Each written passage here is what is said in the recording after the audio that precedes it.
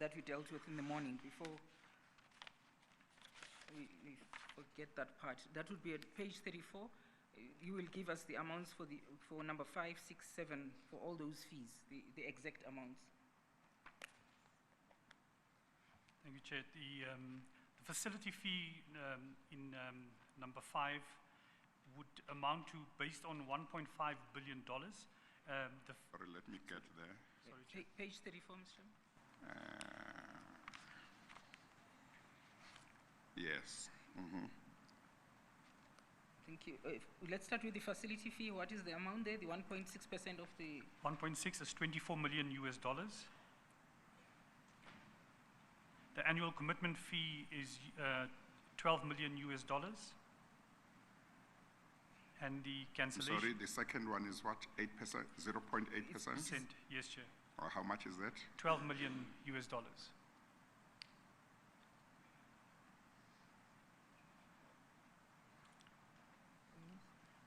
And the cancellation fee would be $3 million US.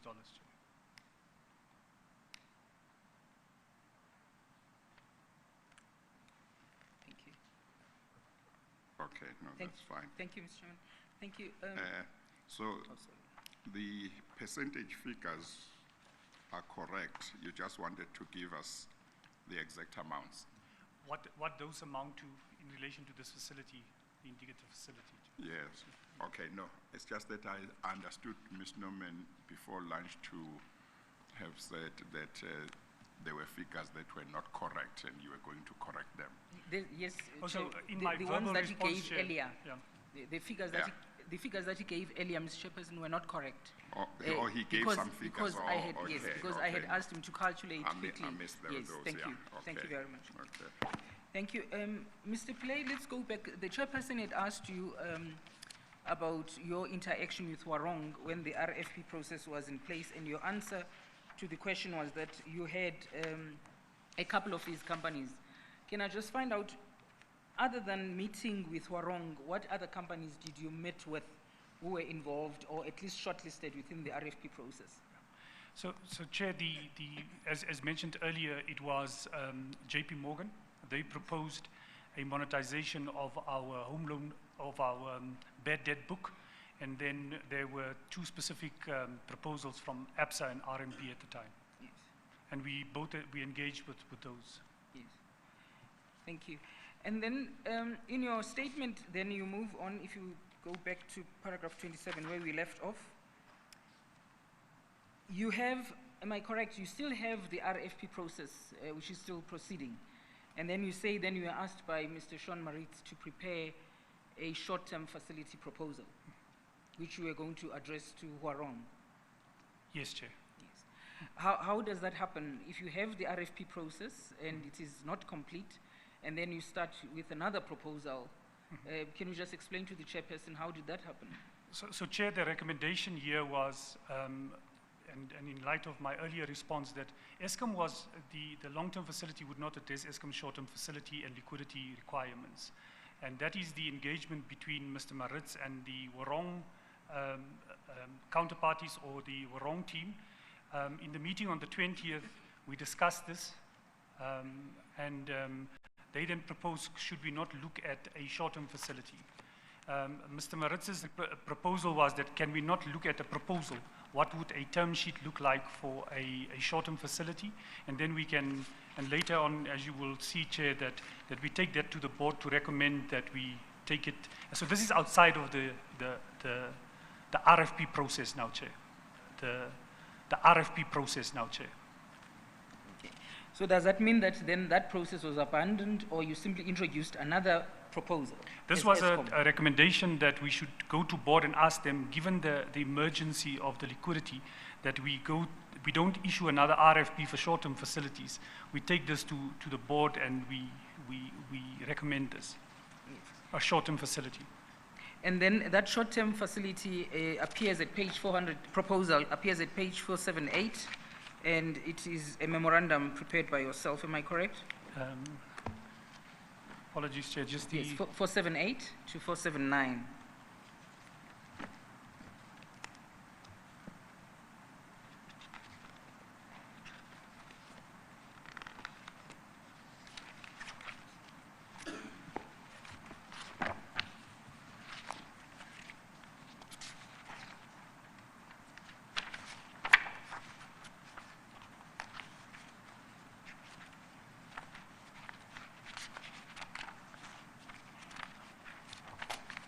Sorry, Chair. Yes, you prepared that memorandum. Yes, Chair. Is it correct that then you had incorporated in it some of the terms that are contained in the term sheet, like your annual commitment fee and your cancellation fee, in the same manner as they appear in the term sheet? Yes, Chair. As the proposal or recommendation or the request was in aligning to the indicative term sheet, and the alignment is there, but I obviously adjust the percentages and the prices in line with the short-term facility proposal. And was a similar proposal extended to JP Morgan, ABSA, and all the other entities? No, Chair. This was, the recommendation was to directly provide this to the Warong team. A proposal for the date for them to consider a short-term facility, a direct lending to Eskom. Now, at this point, let's just get our facts right. At this point, we know that Warong has not demonstrated, that is Warong Energy, has not demonstrated any financial muscle to Eskom. At this point, we know that legal, White and Case, and legal internal had advised against this transaction. What then informed you and Eskom, that is you, because this is under your hand, Yes. to decide that instead of following and finishing up the RFP process as you should or ought to have, let's rather propose a short-term facility now with the same company that we know has not demonstrated that it can even deliver on the first promise that it made? Chair, so the discussion at the meeting on the 20th that Mr. Maritz arranged with the Warong team, the issue was that Eskom need short-term liquidity. The other proposals that we had were still being discussed, and it would not result in short-term funding for Eskom immediately. So this was a process to, and hopefully we can demonstrate later on that Mr. Maritz wanted to stabilize as his initiative of saying to government that he's controlling the liquidity challenges of Eskom. But why choose Warong? So they approached him. With that facility, and that is why he was invited to that meeting. No. So, does this mean that while you were having a discussion with Warong on a transaction that could be said to have been for long term, and while you were also waiting for the RFP process to run to its final conclusion in regard to a long-term transaction, an idea came up that a transaction should be made with Warong for a short term. Is that right? Yes, Chair. A short-term facility. Yeah, and that was necessitated by the urgent need for liquidity on the part of Eskom, as you understand it? Yes, Chair. Yes. And the long-term transaction would have been for how long? It was our long-term facilities, Chair, was largely for about a 15-year transaction. Okay. But that's a long-term facility. Okay, so a short term such as this one would be between 3 and 7 years. Okay. Okay, all right, thank you. Yes, thank you. And this proposal then, as you would agree with me, it still had some of the onerous terms that all the lawyers were complaining about, that it was just, including Mr. Khan from Finance, that these terms were onerous. So this short-term facility was still going to come back with the annual commitment fee at 0.8% of that amount. It was still going to come with the cancellation fee of 0.2% of the 1.5 billion US dollars. So Chair, my approach, or because I signed it, was certainly to go and look at to align the cost. One of the things that White and Case raised, that the fees seem to be so high. Yeah. We benchmarked that and looked at what would a short-term facility be valued, and the range at the time, given where market was around 3 to 5%. The facility upfront fee, it is convention for us to pay upfront fees for our facilities. They range between anything from 80 basis points, so 1.8%. It's standard that we pay those upfront fees. And the proposal year, the indicative proposal, or let me not use the word indicative, the proposal year was at the lower spectrum of that. Yes, Chair. Yes, thank you, Mr. Chairman. And then you say then, Mr. Maritz, then you made the proposal, and then what happened? Sorry, I skipped one step. So, Chair, this proposal was submitted as requested to the Warong team.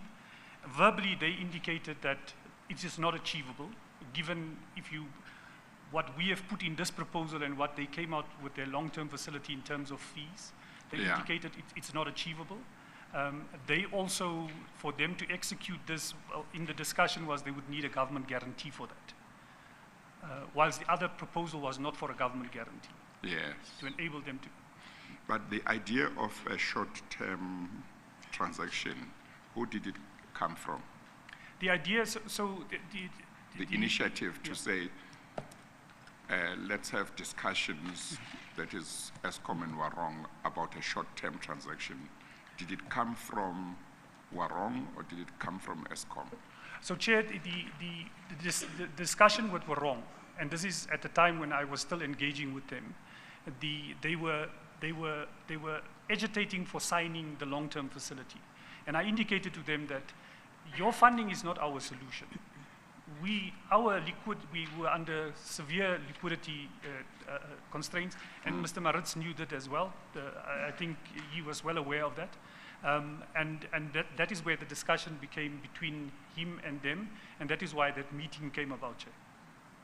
So I certainly did not propose to them, give us short-term money. Yes, but from what you say, it looks like it came from the meeting that you didn't attend between Mr. Sean Maritz and Warong. Yes, Chair. There was definitely a meeting prior to the meeting of the 20th. Yes, okay. Thank you.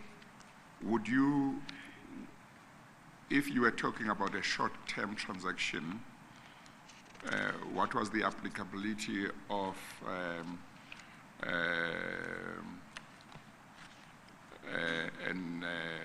request for proposals route? Was it not applicable if it was a short-term transaction? So it would have certainly, it would have competed with the ability to execute any of those proposals within the liquidity requirements that Eskom had. So it would have been applicable. At this stage, we were still discussing, as indicated earlier, with the various institutions, ABSA, RMB, and JP Morgan at the time. There was no finalization in terms of that. So are you saying that where there is urgency that the transaction be concluded, then you don't have to go through that route of requesting proposals? No, so Chair, so we did not abandon the other proposals, because... Yeah, no, I accept that you didn't abandon them in regard to the long-term transaction. I'm talking about the short-term transaction. So my question is whether, if it's a short-term transaction, Eskom was free to just choose whoever they were happy to conclude the transaction with, without opening this up to other interested parties. Yes, Chair, and this was the indication that we would rather pursue a short-term facility. I must also add, Chair, my recommendation in the discussion was that it is very easy. You do not even have to do a proposal. If the Warong team are so convinced that they have money or funding that they can provide to Eskom, they can go into the market and buy our bonds. The bonds are guaranteed by government. There's no need for any process with a due diligence, any process. They abandoned that. They did not like that, or they were not willing to do that. And they were much rather wanted to pursue a short-term facility on a different basis. I am not sure if I'm following. The request for proposals route, you have said it was applicable in terms of the long-term transaction, and you insisted that it should be followed when Mr. Arnott Singh when you thought that he was maybe not so committed to following that. Is that right? Yes, that, and we continue to do that, Chair. Yeah, and your position was that route should be followed, namely the request for proposals. Yes. Yeah. So now in regard to a short-term transaction, you didn't insist in the same way. So my question is that because that route is not applicable when you are dealing with a short-term transaction, or is that simply because it's not applicable if there is urgency in the conclusion of the transaction? Yes, Chair. So my understanding would be that because of the urgency, we would almost follow a bespoke process. Okay, all right. Thank you, Mr. Chairman. So I'm just trying to follow your answers to the chairperson, Mr. Pillay. If Warong had found the proposal on short-term facility, had found it to be favorable, ESCOM would have accepted that and you would have concluded an agreement. So it was a proposal? Yes. And if certainly, and it was not cast in stone, it would have obviously required negotiation. They wanted government guarantees. It would have been quite a long process. But it was not, this is a final basically term sheet for you to accept or not. And it was basically for negotiating purposes. Yeah, no, that's not the question. The question is, you had made a proposal to yes. them, and if they found that proposal to be acceptable in every respect, then you would have concluded an agreement based on that proposal with them. Yes, obviously we would have to negotiate the agreement, yes. You would have no, what she means is, you make a proposal with them, you are happy with the proposal. Yes. If they say they are happy too, there's nothing to negotiate. No, you exactly, move to signing. Yes. That she's asking yes. whether yes, that's yes, what would have happened. Yeah. And then by doing so, you would have avoided the RFP process that had commenced in so far as the long term is concerned, and you would not have embarked on any other process other than what you would have initiated and what would have been accepted by them.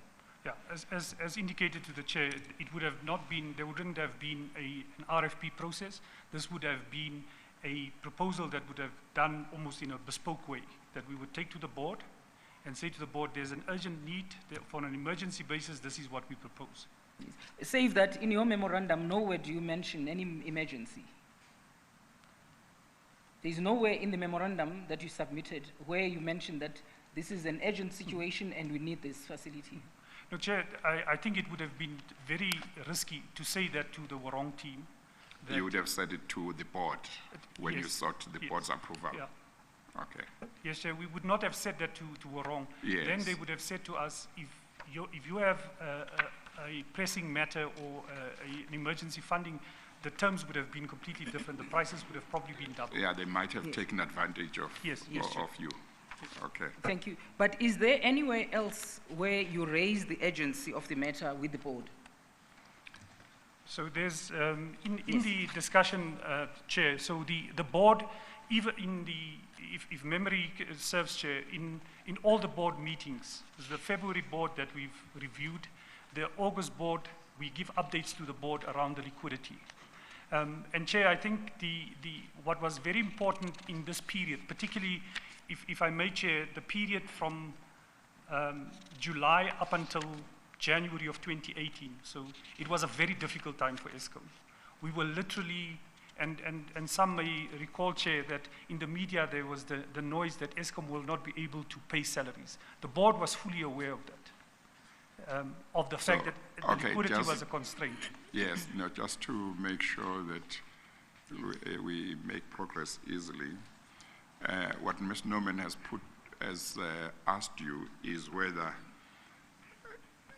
you at any stage mentioned the issue of urgency to the board in relation to this proposal for a short-term transaction.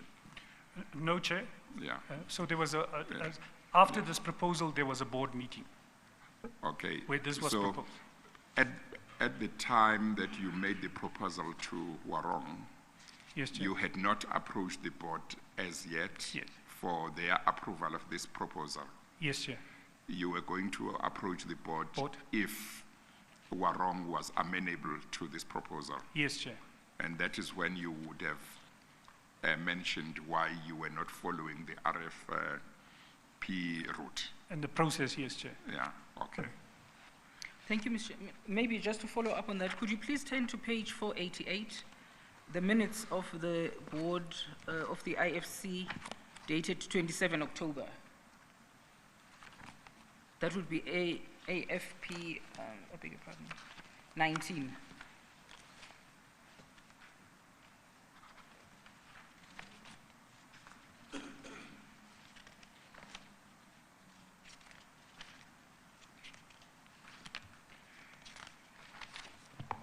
Chair, 488. Yes, 488.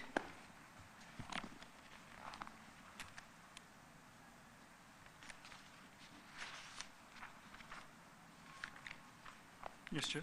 That deals with, it's an extract of the minutes of the board.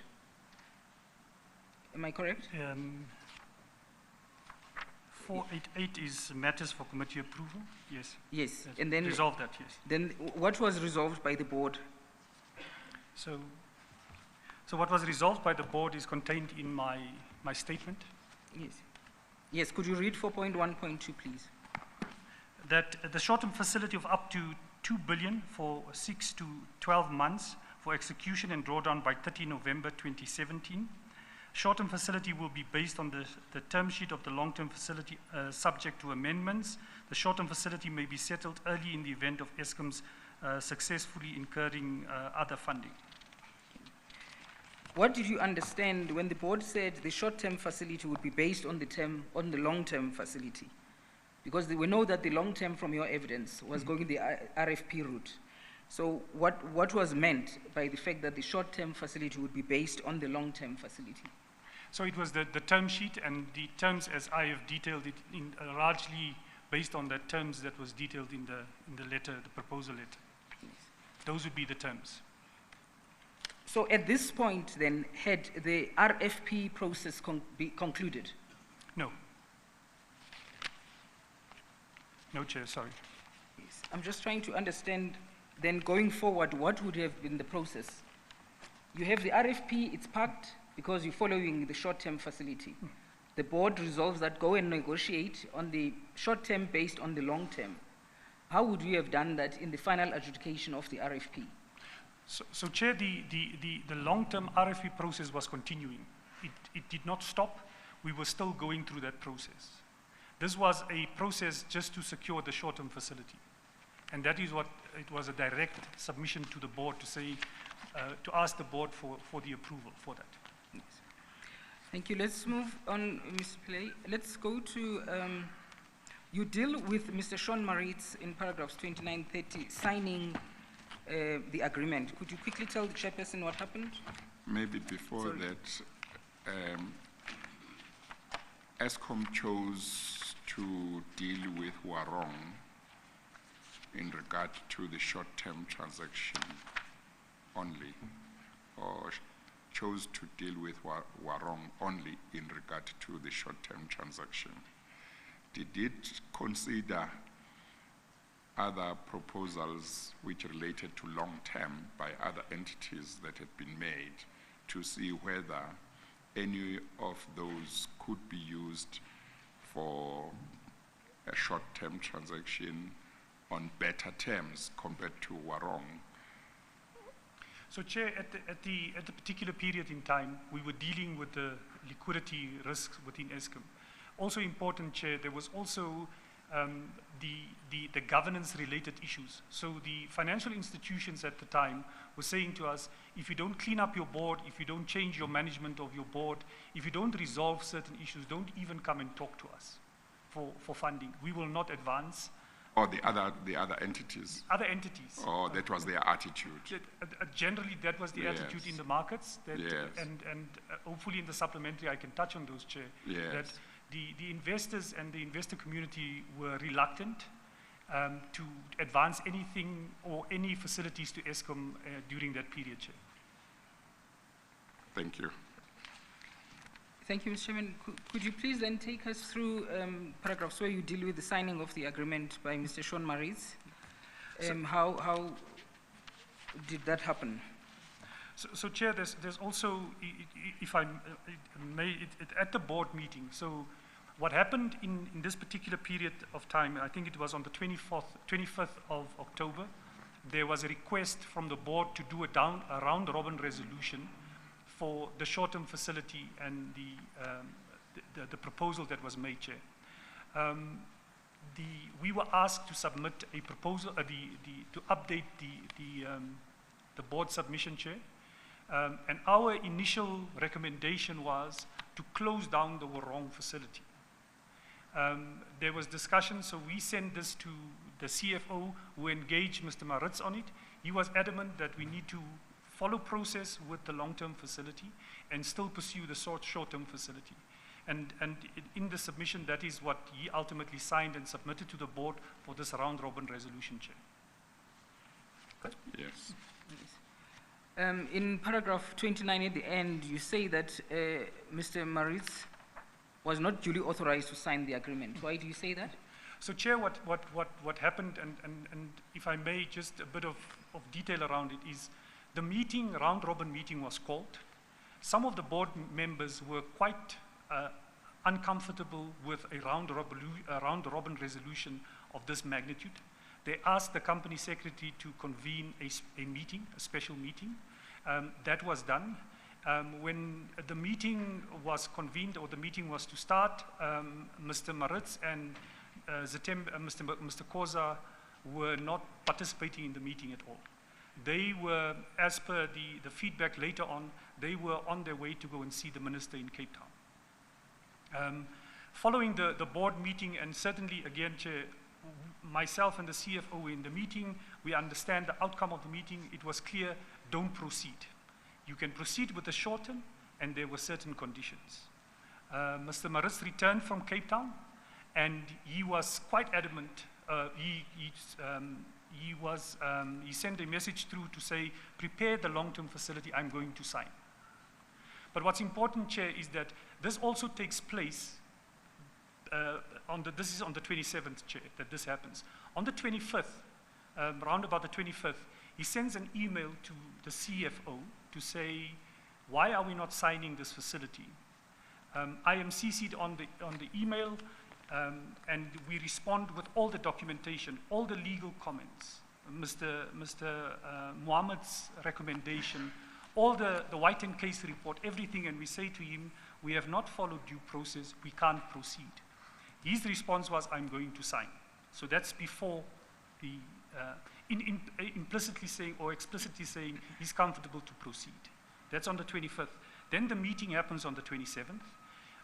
And then on their return from Cape Town, he signs the facility. No short-term facility, just the long-term facility.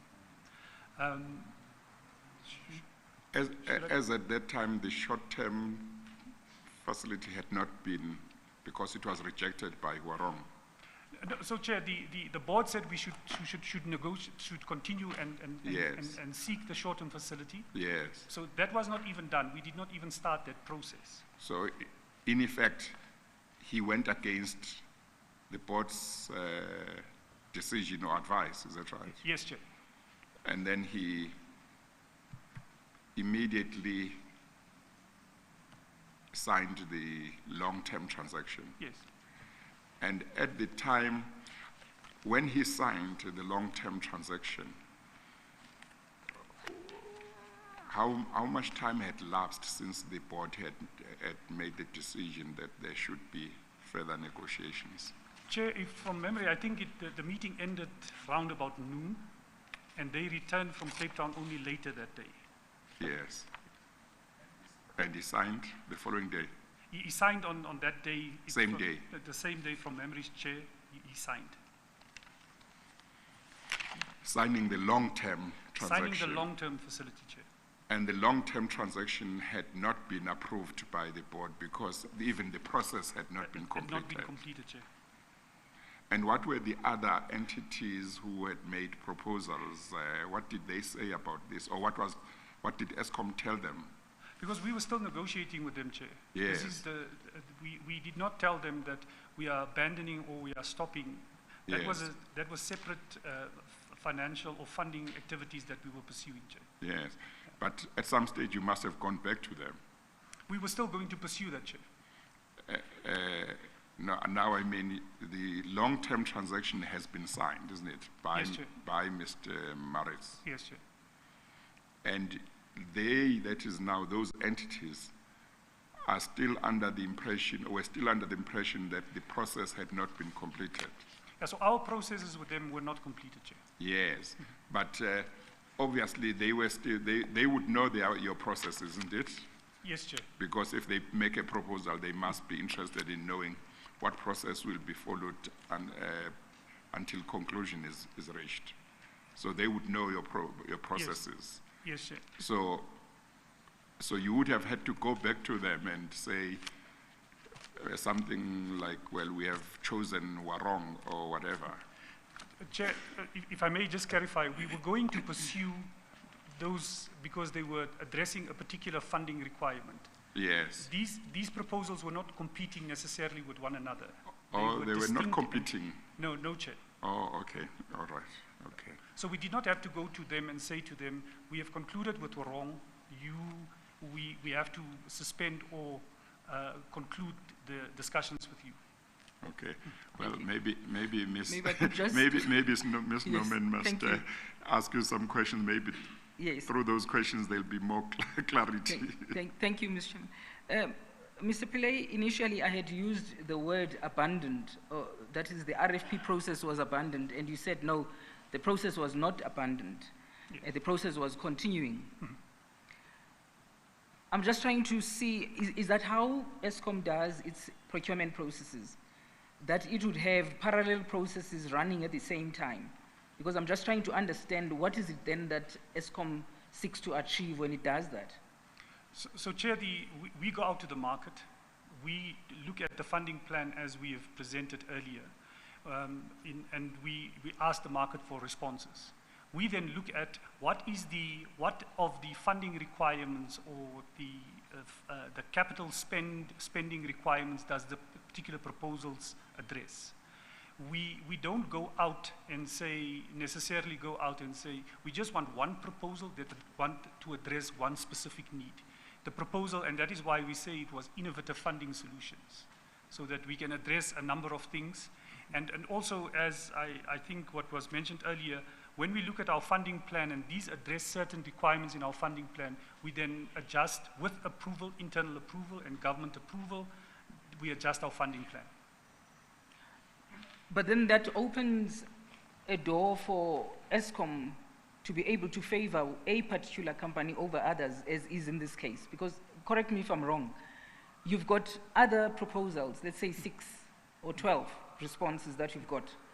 And then you say, I am going to evaluate these, and they are evaluated according to your evidence. But then, in the midst of all this, you decide that, you know what, maybe this company can actually give us short-term facility, and I'm going to give this company a proposal. I'm just trying to understand, is that an acceptable procurement process? So Chair, just to also just elaborate, Yes. Is that the proposals that we receive are very different and distinct.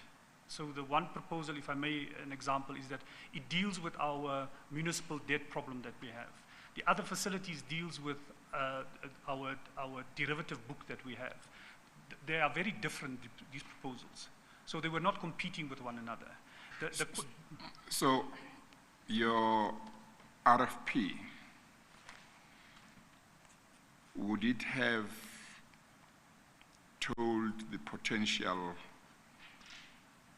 entities that would be interested to make proposals what your funding requirements were, and asked them to address, in effect, any one more of the requirements in their proposals? Is that how in effect, it would have been? So in Chair, other words, any entity reading your request for proposals would have been able to look at your funding requirements in terms of that request and then be able to say, this is the requirement that I would like to have a transaction with Eskom, and not that one. And another one might say, I'm interested in more requirements than one.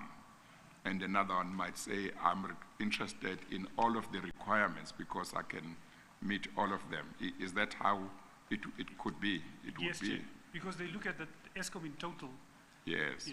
But in that event, at least in theory, you could have some that are competing, isn't it? Yes, Chair. That are interested in the same requirements. Yes, Chair. And where you have to choose. Yes, Chair. Yes. But in this particular case, are you saying, having had regard to the proposals from the different entities that Eskom received, there was no competition in regard to your funding requirements? Yes, Chair. Okay. Thank you, Chair. Thank you, Mr. Chairman. So what it means is that Warong was in a league of its own. They were separate. Yes. So it could not even compete with APSA because of what it was offering. Offering, yes, Chair. Yes. Thank you. Now, it's just quite, it's quite interesting, but one doesn't know much about Eskom other than Eskom and lights. So, but because normally when you talk about requests for proposals, normally what you want is competition from different entities in order to make sure that you, as a government entity, can choose an entity that will give you the best value for as little as you can pay. And that's part of the requirement of procurement.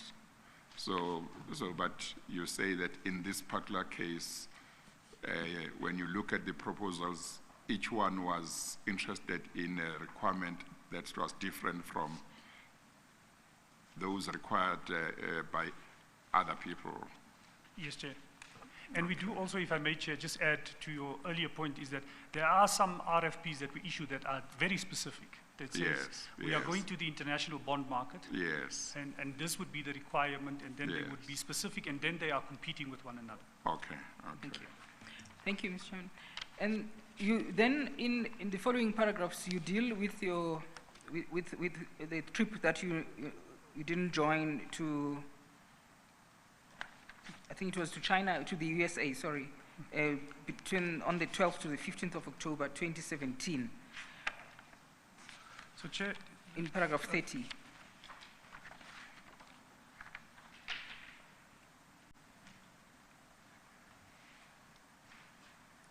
Paragraph?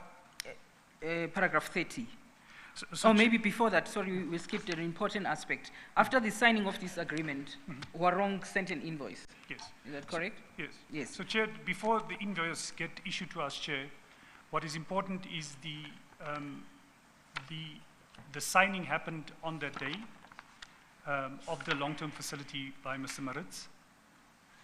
So the following day, because I was in the board meeting, I approached the company secretary and indicated that based on the proceedings at the IFC board meeting, which indicated that we should not proceed, Mr. Maritz went ahead to proceed. There was an informal meeting by the company secretary convened with the chairman, Mr. Setembe Koza, the chairman of Audit and Risk, Mr. Sati Gowden, Mr. Caleb Kassem, the CFO, the chairman of that IFC board, Mr. Dingan Zimpiwe, and myself. And the discussion was around the fact that Mr. Maritz signed without the authority from the board to sign. And in the comment, Chair, when we discussed this, and Mr. Maritz indicated that he went to see the minister, and the minister said it's okay if he can sign. My response was, the minister does not get involved in those things ordinarily. He does not have the delegation to do so. The board has indicated that we should not proceed. I mentioned the fact that, Chair, that we were dealing with reportable irregularities in Eskom, fruitless and wasteful expenditure. If we proceed with this, it will amount to that, Chair. And then, as indicated, Chair, was this, it's signed, and approximately 3 days later, we were issued with an invoice to pay. And Chair, I think important here is when we were served with the invoice to pay. Upon receipt of the invoice, this is where I took the step that this is now not, I would have to delegate the payment down. And I took the decision and alerted all my colleagues in the Treasury to say, no one must pay this invoice. And if anyone inquires around the invoice, they must approach me, and I will deal with it, but no one executes on this invoice. I'm sorry, before you proceed, the amount to which ESCOM was committed by Mr. Maritz when he signed that transaction was how much? It was a financial commitment of how much? Yeah. And then after that, you can tell us what the invoice, how much that invoice was for that you were served with 3 days later. Yes, thank you.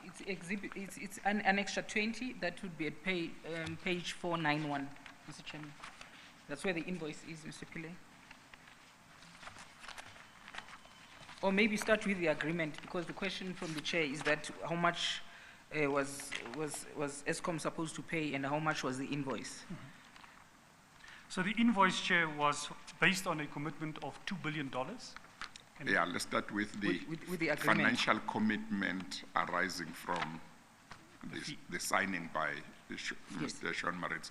What was the financial commitment that went with that signature? That you will find, Mr. Pillay, at page 492. 492? That's where the signed, yes, the signed agreement is. Chair, and if I may, it is $19.2 million. $19.2 million.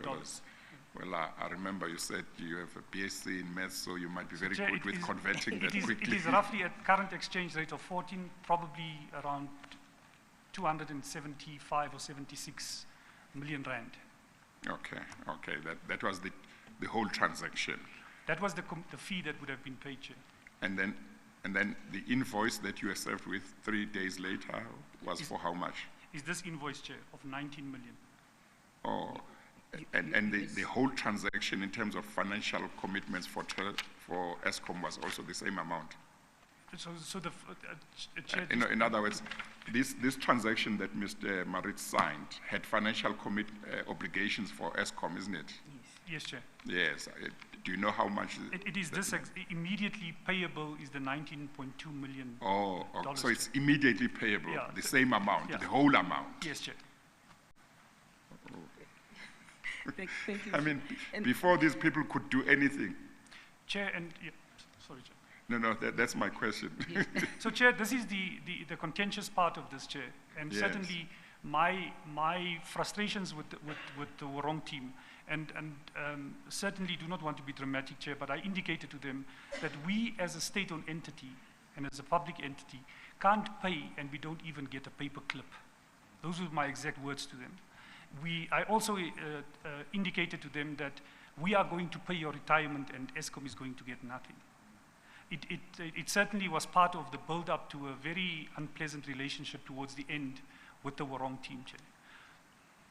But when you were having a meeting with the individuals that you mentioned a few minutes ago, including Mr. Sean Maritz and Mr.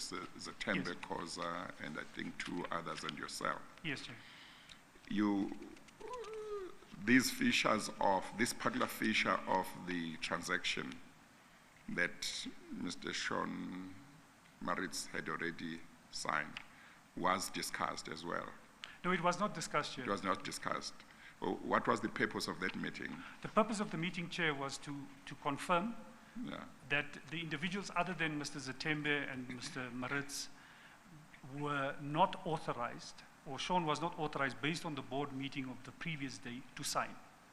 Yes, but this feature of this transaction was known to the board before, and maybe that's part of the reason why they said, no, you need to negotiate. They didn't approve. Yes, it was certainly from the outset, Chair. Yes, but now Mr. Sean Maritz was saying he had consulted with the minister, and the minister had said he can go ahead and Go sign. ahead.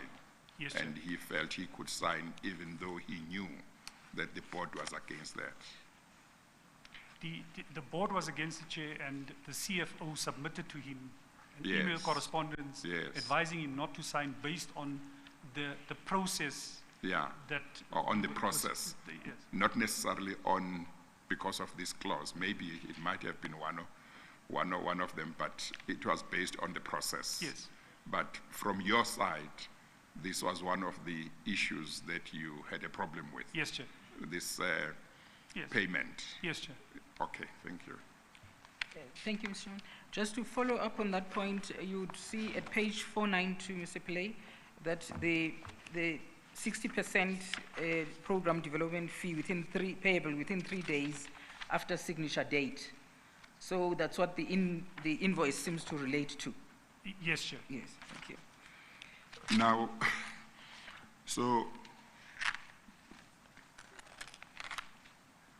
did Mr. Sean Maritz say that the minister said he could go ahead and he could or should go ahead and sign this transaction? Did he say this in the presence of all the people that you mentioned in that meeting, or was he mentioning that to you separately? No, certainly, Chair, it was in the presence, Yeah. and also that was my response in the presence of all the- those people. Of all the people, yes, Chair. Okay, thank you. Thank you. Then we... And I'm sorry. I beg your pardon, Mr. I'm Chairman, sorry. I thought you had finished. You will know this bundle, I think, much better than I do because it's your statement and annexures.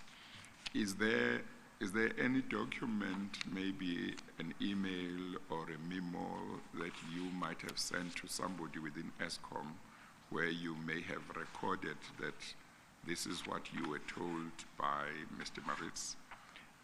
No, Chair, unfortunately There is not. no way. Okay, no, that's fine. Thank you. Thank you, Mr. Chairman. And that meeting, did it have minutes that were taken that are available? No, Chair, it was basically an informal meeting. As indicated, I Yes. alerted the company secretary, he convened Okay. this meeting, Chair. this Okay, all discussion. right. Thank you. And then you deal briefly with the relationship between you and Mr. Maritz, where he had shown you a particular report saying that that you had a house in Plettenberg Bay. You want to quickly talk to that paragraph? Chair, this is in the lead up to the signing. And some of the issues that I list here was certainly my experiences.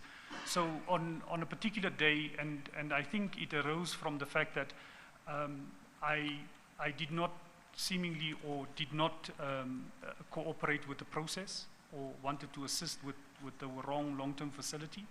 And this I viewed as a way of trying to put pressure on me or to intimidate me, Chair. He called me... I'm sorry, where are you now, Ms. Norman? Paragraph 31. Thank 31, you. Chair. Yes. Paragraph 31? Yes. Okay, all right. Chair, and he called me to his office and pulled out a piece of paper that was a folded piece of paper.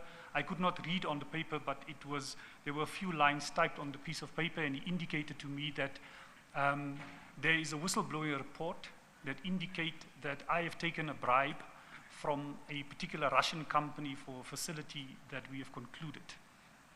Who is that saying that to you now? Mr. Maritz, Chair. Okay, all right. And this is before the signing, Chair. Oh, okay, This is now right. before the signing. So I said to him at the time that I would cooperate with the investigation, if any. I also invited him that it's very easy to assess if we have signed a transaction with the Russians because there was nothing on our books. So it's a very easy, I was not worried about the Russian transaction per se, but I was more concerned about what appears to be him trying to intimidate me. And I did not even read the piece of paper, what was written on the piece of paper, Chair. And that is the one that I deal with in that paragraph 31. The other, Chair, was also around about the same period. I was called to the office of the chairman, and he mentioned to me that you must be very careful that Sean does not want to work with you, basically indicating you are a problem. And it certainly alerted me, and I became very concerned about my own career and my own time at ESCOM because of these. I think you can call them threats or signals that was given to me, Chair. Thank you. And is it correct that you did participate in a disciplinary inquiry that ESCOM initiated against Mr. Sean Moritz? Yes, Chair, I participated in the Bowman's inquiry that was initiated I think in February of 2018 Yes. to deal with Mr. Moritz's, the particular transaction, Chair. Then you had testified that SAB had given conditional approval to the transaction with Warong. But then on the... I'm sorry, Ms. Newman. Sorry, Mr. Did you cover, there are some important things on paragraph 30 towards the second half of the paragraph. Did you cover those? Must be careful. Yes, you about said I must be careful. The pressure from the chairman. from the chairperson and other people. He's just mentioned now, Chair, that the chairperson called you and said you must be careful. Okay. Because unless there is an... Well, there is also the question of Mr. Madida that he mentions there. Did he mention? On page... Well, he's not saying Mr. Madida put pressure on him. Are we in paragraph 31, Mr.? I'm at paragraph 30. 30. Paragraph 30. Oh, yes. Oh, you missed that last paragraph. Could you please talk to that, Mr. Pillay? Thank you, MD Director, to you, Mr. Chairperson. I simply looked at the date for the meeting to the USA, yes. Could you just talk to what you're referring to there? Chair, in following the signing of by Mr. Moritz, Chair, I personally, this was very unsettling, the signing of this transaction, Chair. One, because I was linked to it, and also, Chair, I asked him, why are you doing what you have done? And he indicated to me that the chairman is putting pressure on him to do That is Mr. Zatembe Zatembe Khoza. Yeah, that's what Sean Moritz said to you. He said to me, over and above, the minister said I can sign. He said the chairman is putting pressure on me to sign this facility. It was also, as part of what I deal with here, Chair, is that Mr. Khoza and Mr. Rex Madida had quite it appeared a relationship. There was some interaction.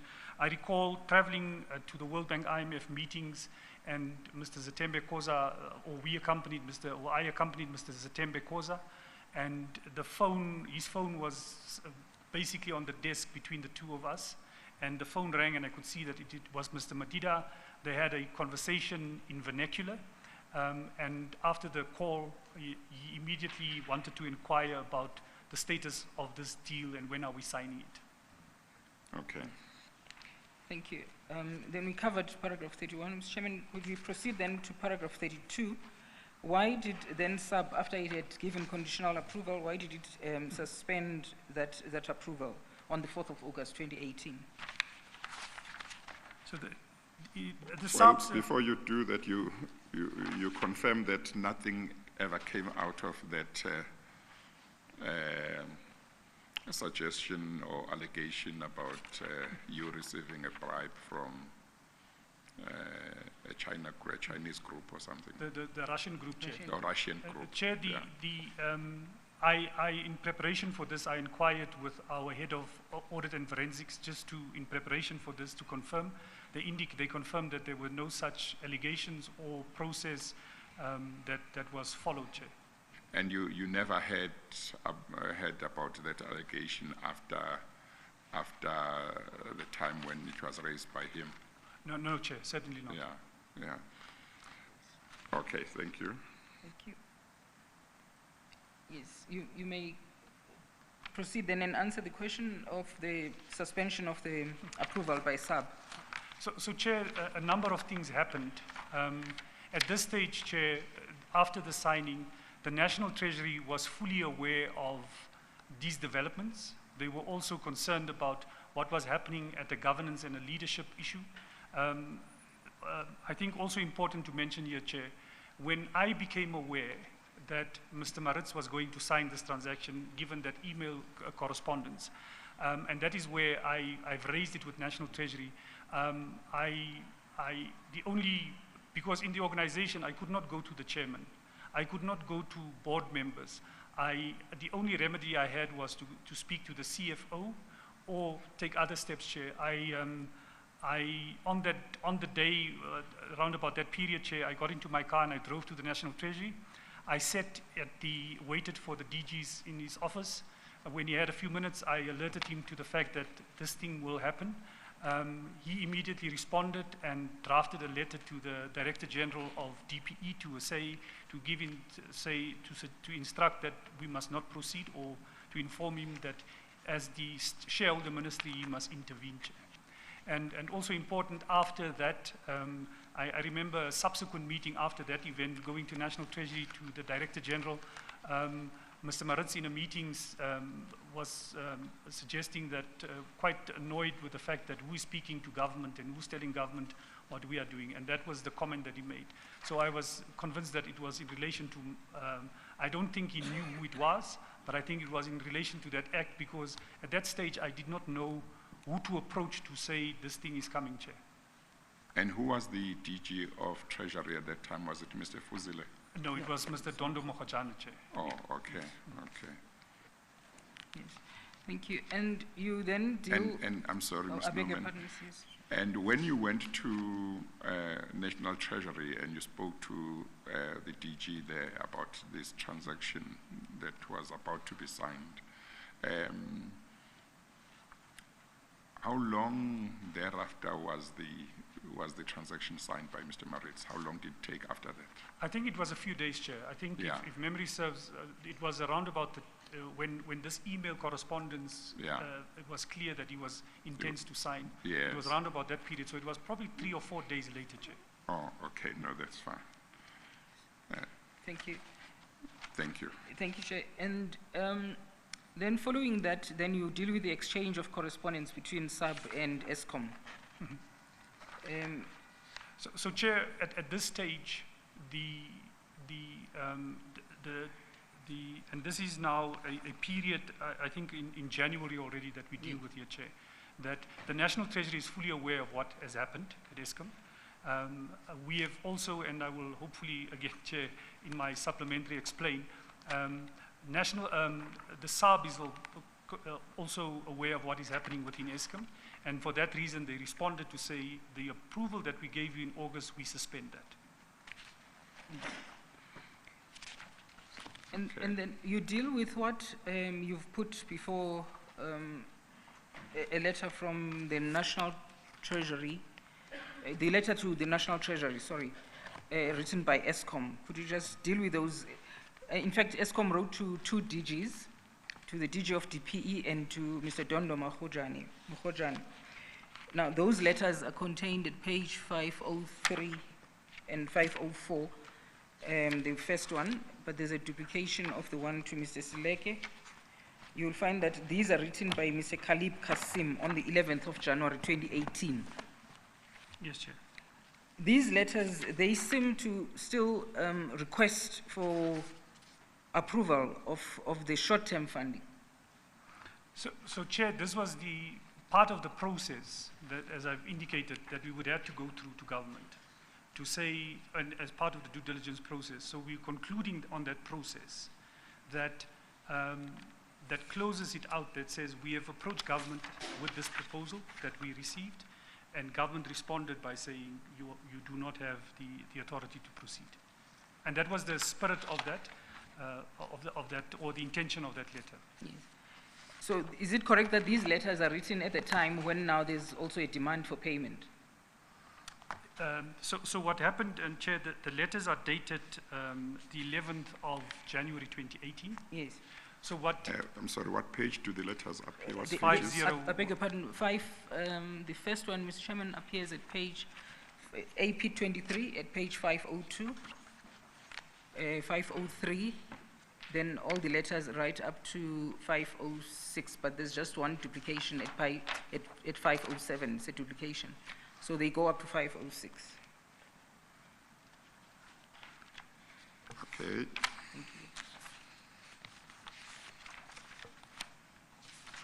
Yes. Thank you. Mr. Play, you were still answering.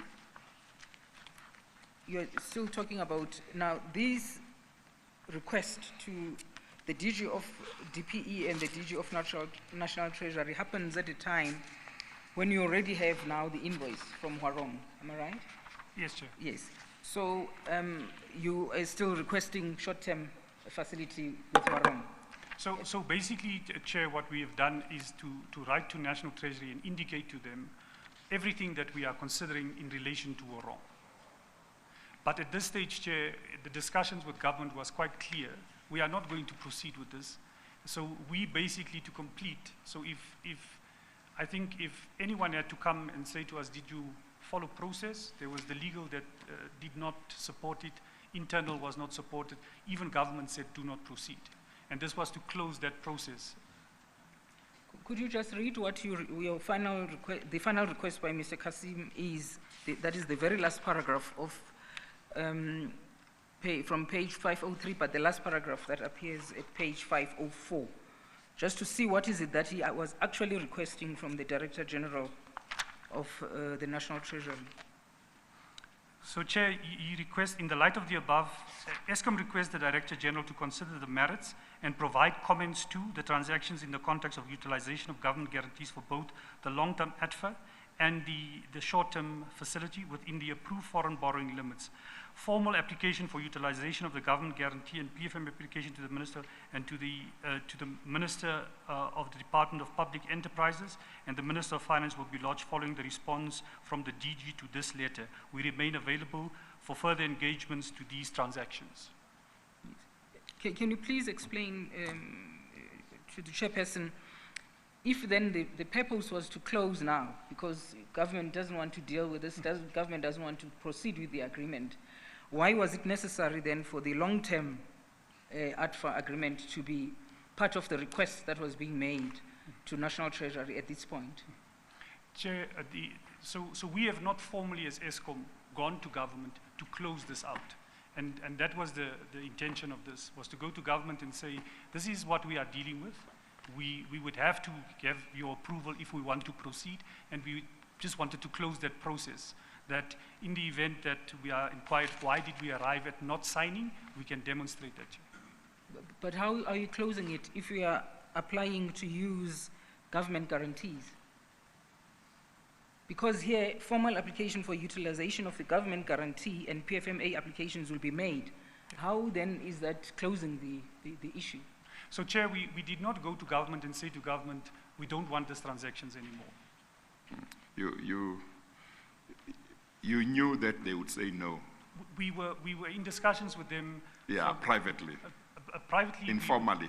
And formally, we were in discussions. So you knew that they would not approve. We knew that they would not approve. But you had to approach them at a formal level so that they could formally say no. And that would enable you to say, we can't sign. Is that what you're saying? Yes, Chair. Okay. But then following on the Chairperson's question, but the agreements have already been signed. Yes, Chair. So this happens after the agreement has been signed by Mr. Sean Maritz, after the invoice has been issued. And then you're approaching National Treasury to say, we'll make an application to utilize the guarantees. Chair, just to clarify the question, sorry. Yes. Okay. This is after the signing of the agreement. This is not happening prior to the signing. Mm-hmm. It's after the signing, an invoice has been issued, and then this request says to government, that is to National Treasury, we want to utilize government guarantees for both the long-term ADFA and the short-term facility. Chair, this is I suppose I probably need to explain it. Yeah. Yes. I'm not explaining it well, probably, Chair. Mr. Maritz signed. Yes. The board said no. Yes. And that was to close out the board saying no process. Mr. Maritz did what he did. It was not part of our process, otherwise he would not have signed. So we were closing out our process. What do you mean you are closing it out? So we were going to government and saying to government, we would have ordinarily come to you and asked for you to approve it. That was the... I think Ms. Norman's question, goes to what purpose would that serve? Would that have served when the agreement had already been signed? In other words, it's known that the board had not given approval for the signing. Okay?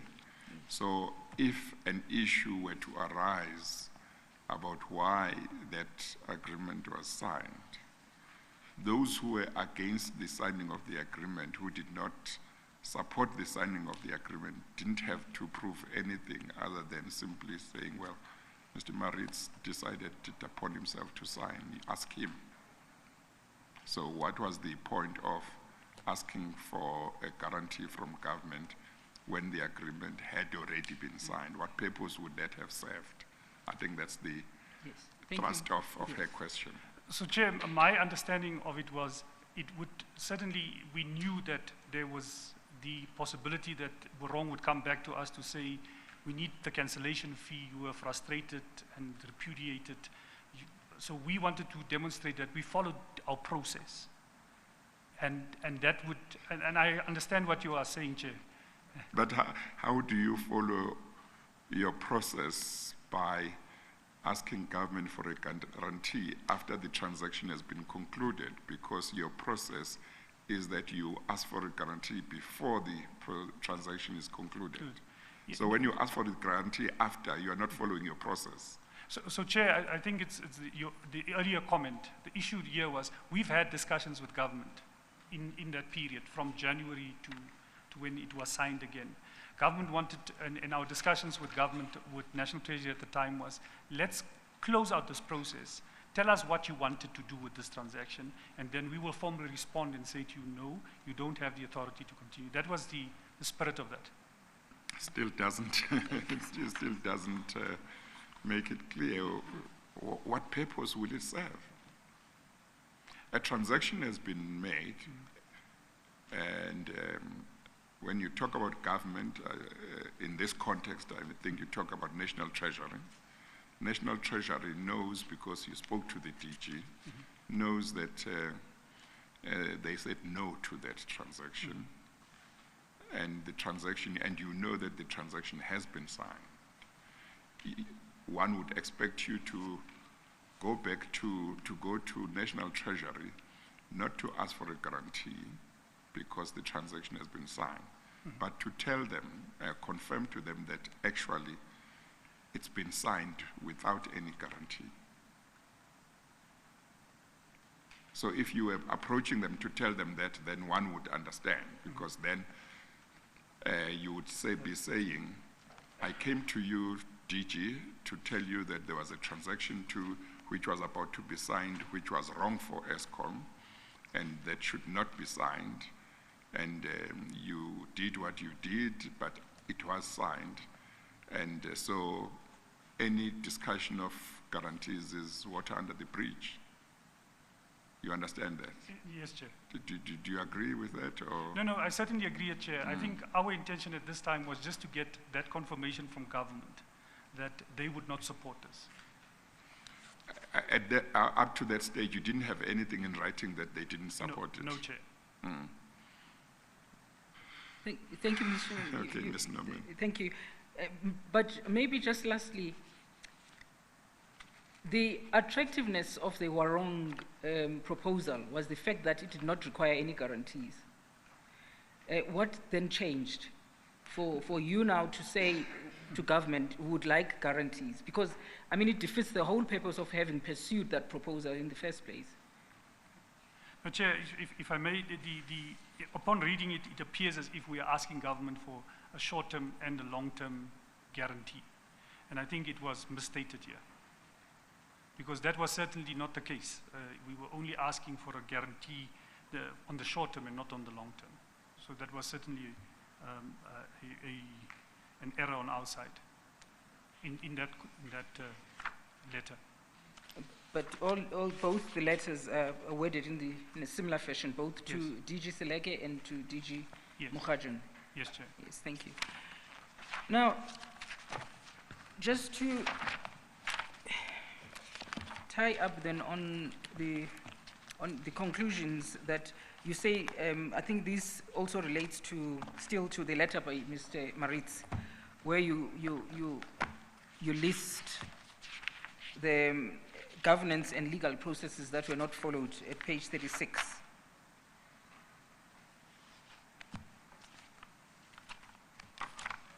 At paragraph 36, I beg your pardon. Paragraph 36. Yes, you highlight what was not complied with, and that the alpha and the adva are distinct documents. There was no legal transition, that's what you are saying. Yes. So what sort of transition would have happened to move from the loan agreement to the development fund agreement? Chair, and just based on my reading of the issue of the situation at the time, is that in my mind there was no legal, from the term sheets that were signed, there was no legal indication that this now moves from an alpha to an adva. And so that was contained in the signed, was certainly my impression, that there was no indication that it's not an alpha anymore, it's an adva.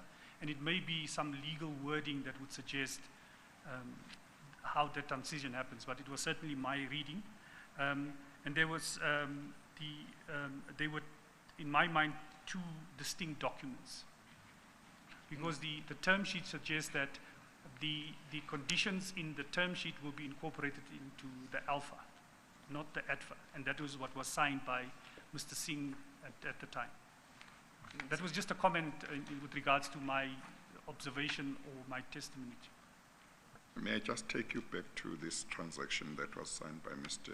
Maritz? Yes. He signed the long-term transaction, is that right? Yes, Chair. As you understood the position, once the long-term transaction was signed, did the short-term transaction fall away, or did it become redundant? The need to sign the short-term transaction, would it still have been there after the long-term transaction had been signed?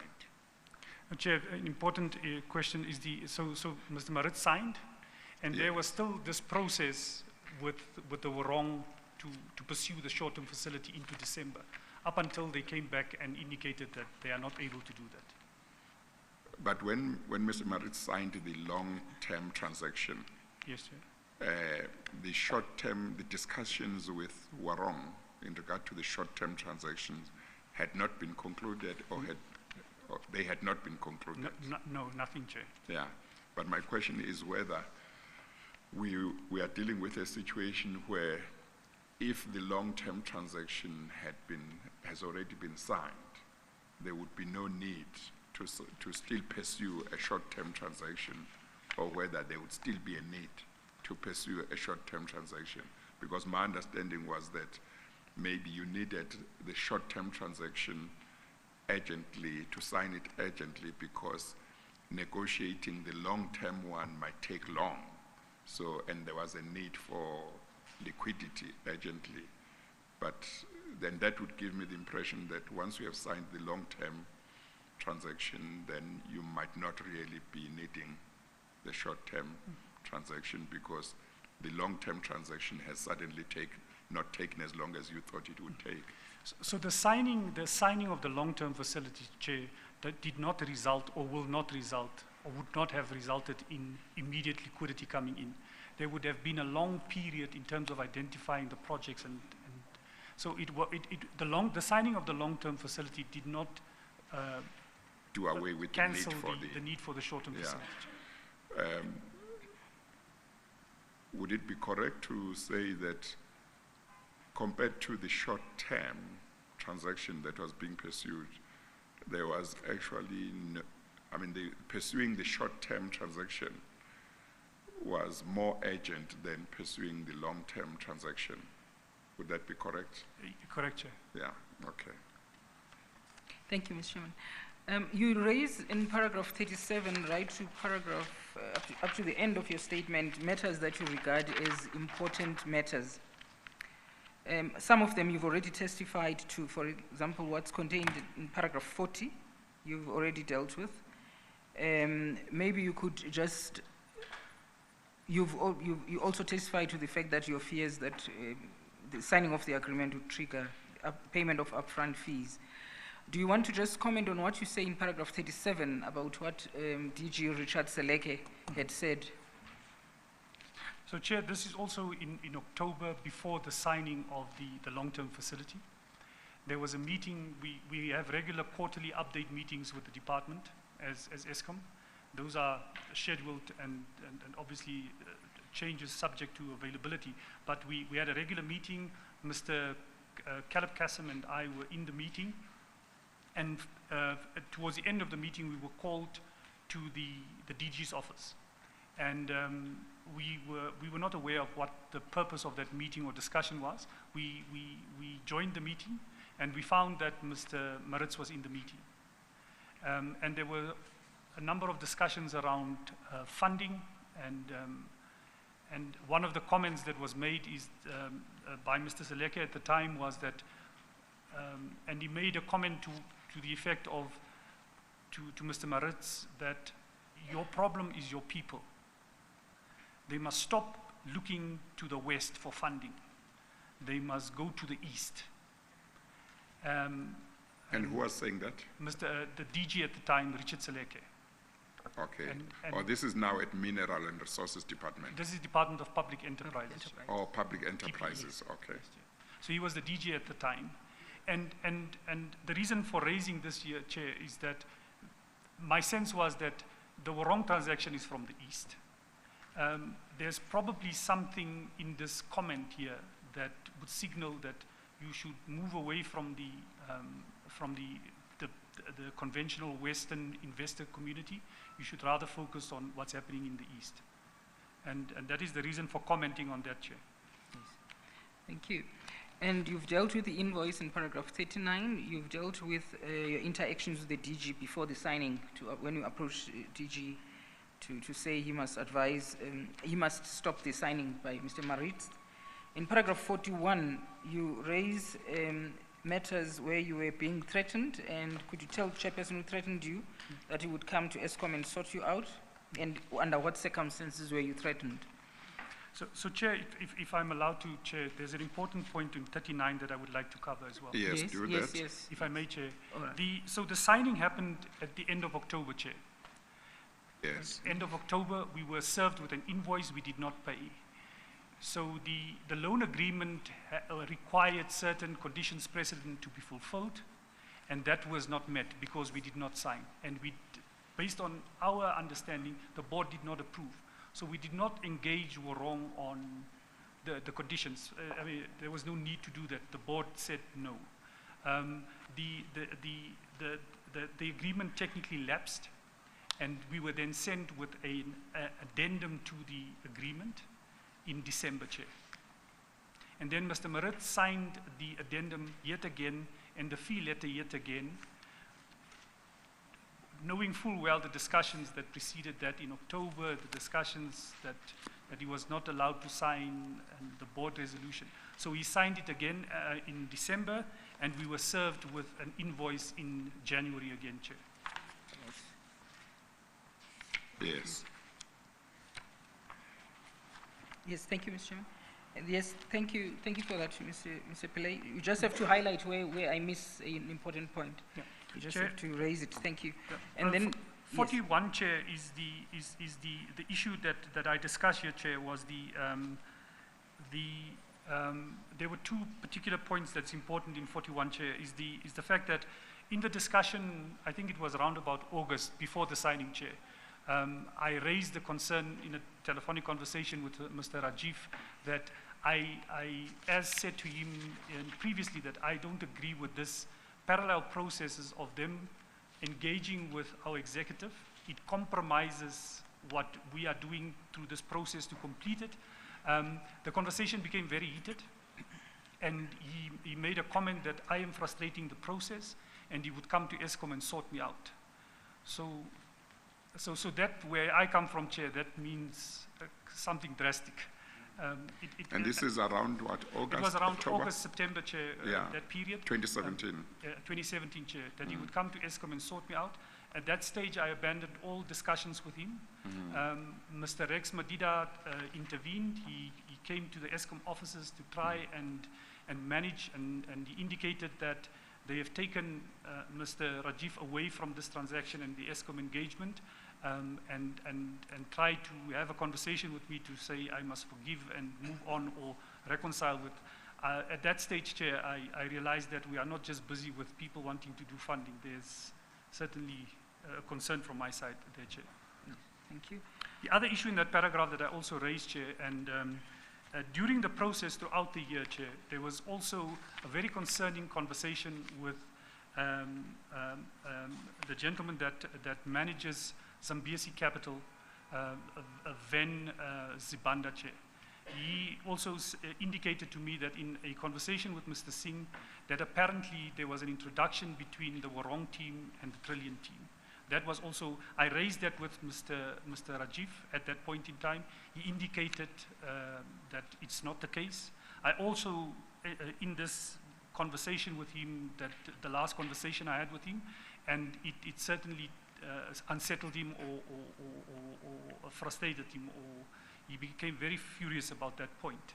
And that, all of those things were very concerning for me, that those linkages and connections, Chair. Thank you. And you deal with something which I believe to be important in paragraph 44 as well. You jumped to 46.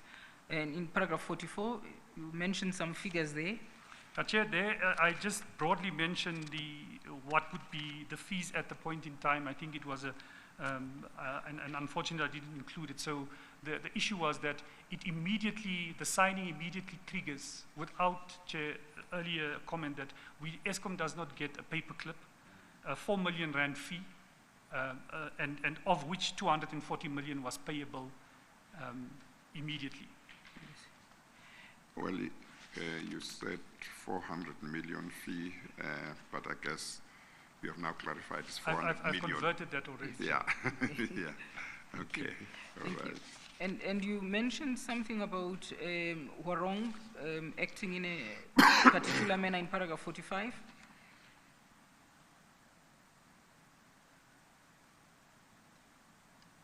So, Chair, here was an instance where there was, and I think it was at the outset as well, that they wanted to send correspondence and just suggest you can put it on a letterhead of ESCOM and sign it and send it back. Oh, when did that happen? So there was an instance in, I think the date now is in 2016, and I will confirm that. Yeah. So that there was this intention to say, why don't you just put this in a letter and send and sign it back? In other words, preparing or drafting letters for drafting ESCOM yes. officials to put on ESCOM letterheads and sign. Yeah. The one letter that I remember, Chair, it was fairly, if I can call it that, benign. It was just thanking us for the, and even that I found worrying, Chair. Did you at any point sign letters as they suggested and put them on your letterhead and just sign them? The one that alarmed me was the letter that we discussed, because if you look at the letter, it's almost the same as their letter, but I did not sign a letter. No. You didn't sign any letter? And then, would you want to move to paragraph you've dealt with, Mr. Ven Zibanda? Is there anything else in that paragraph you wish to point out to the chairperson? 46, no, Chair, I think I've covered Yes.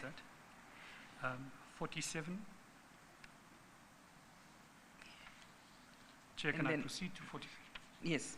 So 47, Chair, I just mentioned the fact that during the time when there was discussions and just prior to the exit of Mr. Anoj Singh, it appeared to me that the chairman would be able to control this process, because at this point in time, Chair, it was quite clear that the governance as ESCOM was a problem. The implicated individuals, which include him, were of concern to the markets, and it appeared that Mr. Zitembe was protective of Mr. Anoj and did not want to take the decisions to either suspend him and take corrective measures, Chair. Earlier on, you did indicate about the involvement of Trillian, I think, when there's corporate plan drafting, but could you just elaborate and tell the chairperson what you mean in paragraph 48 about what is their involvement within ESCOM? Chair, in paragraph 48, I just indicate that following the arrival of Mr. Molefe and Mr. Singh at ESCOM, McKinsey was working for ESCOM and doing work for ESCOM at the time. But when they arrived, there were increased numbers of McKinsey people. They were doing all sorts of things with ESCOM, and also similarly with regiments that then transitioned into Trillian at the time, Chair. And you talk about the 30 billion loan facility between ESCOM and Goldman Sachs. What do you want to highlight there? Chair, here's an example of a transaction that we pursued. It was also, again, an RFP process that we followed.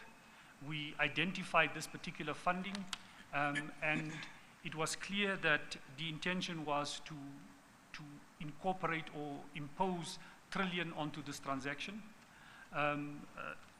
This transaction particularly, Chair, was also for around $2 billion at the time, amounting to 30 billion rand. And Goldman Sachs made it clear to Mr. Singh that they would not proceed with collaborating or partnering with Trillian with transactions of this nature. But there was no process followed for that, Chair. And you talk about Goldman Sachs and its demands about Mr. Anoj Singh in paragraph 50. So, Chair, here I mentioned the point that I also admit, Chair, that when they joined, Trillian particularly had the capacity or the competency in the treasury-related activities. So I did meet with him a number of occasions. And in one of the occasions, I recall, Chair, that he made a comment to me that I can do anything in the treasury for you. Anoj Singh will find a way of paying me. And that was certainly unfortunately, Chair, I was alone in the conversation, but it was certainly something that I was not, following that, Chair, I did not have further engagements with him at all. Yes. And he was talking about treasury, the ESCOM treasury. ESCOM treasury, but he indicated you can give me anything to do, and Anoj will find a way of paying me. Yes. Was it your experience that Mr. Anoj Singh could get anything done at treasury, at ESCOM treasury? No, Chair. I think it was just generally that the payment to him was probably what would have happened somewhere else. But if we can agree, and I would agree that he would do some work for us, Mr. Anoj Singh will find a way of paying. Oh, okay. Just as a matter of interest, would as head of treasury, would there be a situation where you don't know of any of the payments that are made within ESCOM? So yes, Chair. So the organization is structured such that there's a customer service area that would deal with the regular payments. We predominantly focus on the payments of our loans and our debt, and the foreign debt payments. The other payments are a consequence of how the rest of the business is conducted. So there would be payments that I am not aware of. They would come through either to our customer service area and be incorporated in the budgets of those departments and get paid in that way. Yes, thank you. You've dealt already in your evidence about the corporate plan and how it was drafted with the inclusion of McKinsey and Trillian. That's repeated in paragraph 51. If you agree with me, in that score you could perhaps just deal with how much was paid then to Trillian by ESCOM for its participation in the corporate plan. Chair, I must admit the reference to the 30 million was what I picked up in the public domain. So I believe that was paid. And the point that we wanted to make here, Chair, was we drafted the corporate plan. And we submitted the corporate plan. Towards the end and the finalization of this corporate plan, Mr. Eric Wood was summoned to the office. We went to see Mr. Singh. There was a debate on drafting issues, Chair. And that was it. The financial plan was the funding plan was concluded, but it was drafted by us. And I learned later in the public domain that they were paid 30 million for work that we have done. Did you ever have occasion to check whether what you found out in the public domain was actually true? No, Chair. As somebody in Treasury? No, Chair. I did not pursue that. It was basically in the public domain. Yes, yeah. yes. But if you wanted to find out whether there was such an amount paid out from ESCOM being head of Treasury, would you not be able to I would find be able out? To, yes, Chair. I would be able to go through the organization and through our records and try and find it. Do you know how long it might take you to find out? No, I think it should be fairly quick, Chair, that we can establish that. Thank you. Okay. We'll follow up. Thank you, Mr. Yeah, I think it should be followed up so Yes. that we know as a fact whether it happened or not. Thank you. And then in paragraph 53, which is the last paragraph in your main statement, you deal with a payment made to Trillion in the amount of 4 million. What was that for? Well, I'm sorry, Ms. Norman. Yes, Mr. Mr. Play, the only thing I'm thinking of is whether as head of Treasury, when you picked up something like that, especially when it was said that somebody had been paid by ESCOM such a lot of money for work that you did and they didn't do, whether it wasn't, you weren't obliged to check whether that was true, because if it was true, wouldn't there be steps that would need to be taken to follow up who authorized that payment and on what basis they authorized it when those people had not done the work? Chair, certainly it would have been for me to follow up on that. At the time, Mr. Anot Singh was still part of the organization, Chair, and I certainly did not want to probe at something that at the hornet's nest, Chair. But of course he left. So he was still there, Chair. No, I mean afterwards he left. Yes, but afterwards, I mean, to compile this, I certainly should have, Chair. Yeah, because that's a lot of money. That could be money that, taxpayers' money that shouldn't have been paid out, and somebody, if it was paid out, should be held responsible. Yes, Chair. If it was paid out for no value. Thank you. Thank you, Mr. Chairman. Thank you. So that should be followed up to check, and then yes.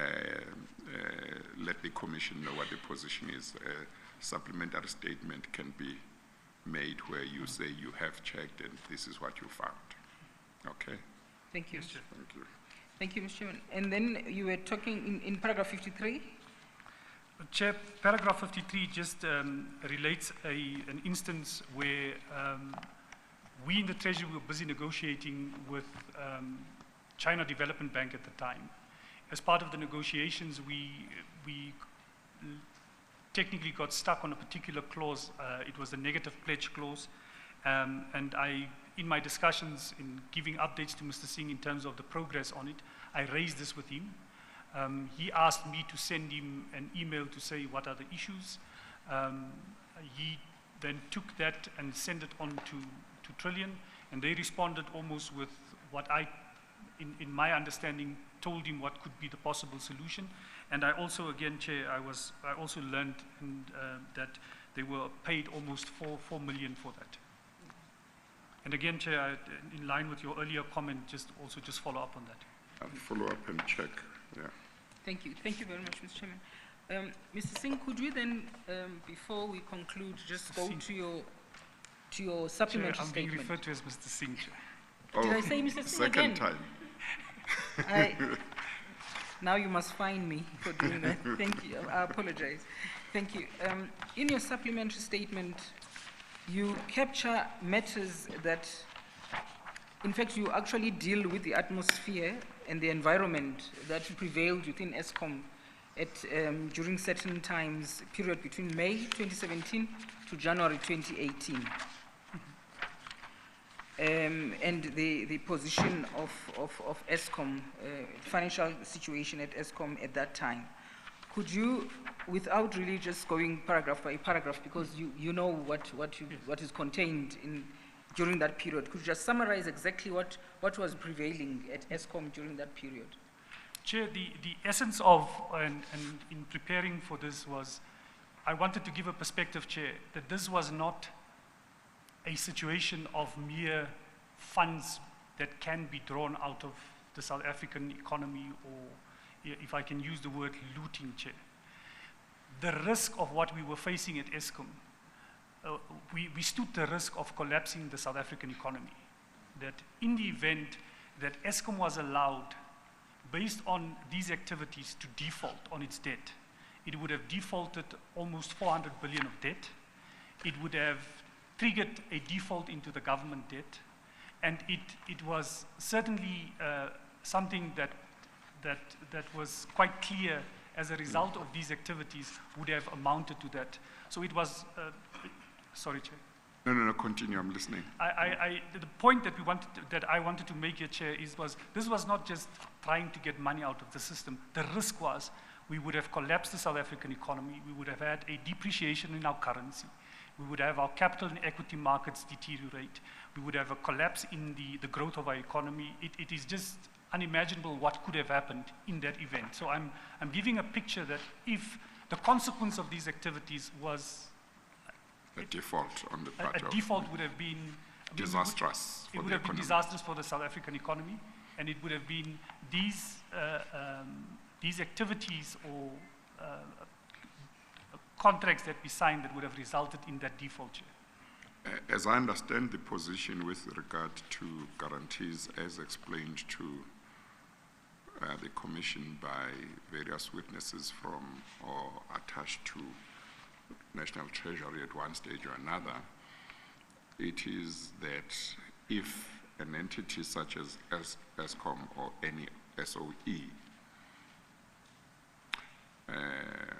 well, maybe it's not about a guarantee, but if there is a guarantee, a government guarantee, and the entity defaults, then it's not a matter of just that particular lender or funder that is connected with that transaction that can then demand the whole repayment of what they are owed, but other lenders too may do the same in regard to, I think, if I understand correctly, in regard to other entities and government. So Chair, the way... Is my understanding more or less correct? More or less, yes, Chair. Yeah. And I can, if I may, Chair, just clarify. Yes. So the way things stand now, Chair, so if ESCOM had to default, the government guarantee framework is such that government steps into ESCOM's shoes and serves the debt that is guaranteed. Yes. And that is only if government has the ability to do so, Chair. Yes. So the point that I am sharing here, Chair, is that if you look at the context of 400 billion, Yes. and where we are from a National Treasury fiscal position, Yes. it is unlikely that government would either assume Yes. all that debt Yes. or step into ESCOM's shoes. Yes. And that could trigger a default into the government debt as well. Yes. And that is the point I'm making. Yes, and then it would mean that not only would government not be able to borrow, but other lenders who might demand payment as well. Yes, Chair. Yeah, so it would be quite disastrous for the economy. Chair, disastrous. I mean, the only example that I can think of now would be the Argentinian situation, Yes. Chair. So it would technically, worst case scenario, if government is unable to arrest the situation, trigger a default into the sovereign as well. So our government would be defaulting. Yes. Okay, let's go back to the transaction that Mr. Maritz signed. You instructed people at Treasury, at ESCOM, not to execute on the invoice that was put up. Yes, Where did that end? I don't think I heard that. What happened? Was it never paid, or what happened? Chair, still, even after the second signature, we were still served with an invoice to almost the same quantum or amount. We still did not pay. And it's also, Chair, if you look at the time, the passage of time, this is when the new leadership, the new CEO and the new board walk in. Yes. And they then found this situation. Obviously, our reporting into the organization that this event happened. Oh, this is when now the new board came in. Yes. This is now early 2018. Yes, Chair. And then there was formal communication between Eskom and Borong. They approached Eskom, and I think to the comment of our chairman last week, Chair, that Eskom basically said to them, this thing was not signed. Oh yes, now I remember. Yeah, he said they were not going to pay, and the chairperson of Warong asked for a meeting over a coffee or something, and your chairman said, no, I'm not going to have a coffee with you. If you want to sue us, sue us. That's where the whole position is. Yes, Chair, and that is the process. Okay, and Mr. Maritz was dismissed? During that disciplinary process, I think towards the end of January, February, there was this Bowman's investigation. And during that process, he resigned, Chair. Yes, okay. That's what I... Okay, all right. Thank you, Mr. Chairman. And then you deal in that supplementary affidavit with the qualified audit of Eskom and the consequences that had on Eskom and its debt to its lenders. Could you just deal with that? So Chair, the issue that we had was under the qualification in some of our loan agreements, particular to Chair, and I asked the Chair that the sensitivity of the name be kept, that of those particular lenders, Chair, that if you do not deal with the qualification and the default, event of default under those loan agreements, Eskom would technically default, and we would not be able to release our results at the point in time. We would not be able to secure funding, and so those matters that resulted in the qualified audit was certainly at that point in time linked to the transactions, the contentious transactions that's in the public domain. They were linked to those that resulted in the qualification on Eskom side. Okay. Thank you. And that qualified opinion is in Annex AP 25 at page 530. There, the auditors identify the basis for that qualified opinion. Can you recall what that basis is? You can go to page 530 and just summarize under basis for qualified irregular expenditure. Page 530.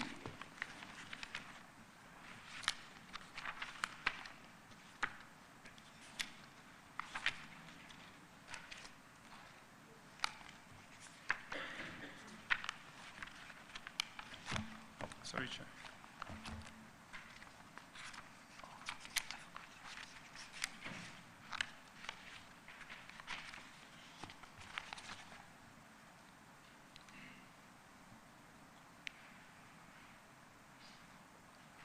In our opinion, if I may, Chair, Yes. the basis of the qualification, Chair, is basically the irregular expenditure. And it relates to, in this case, section 55(2)(b), numeral 1 of the PFMA that requires disclosure in a note to the consolidated and separate financial statements particulars of the irregular expenditure that has occurred during the financial year.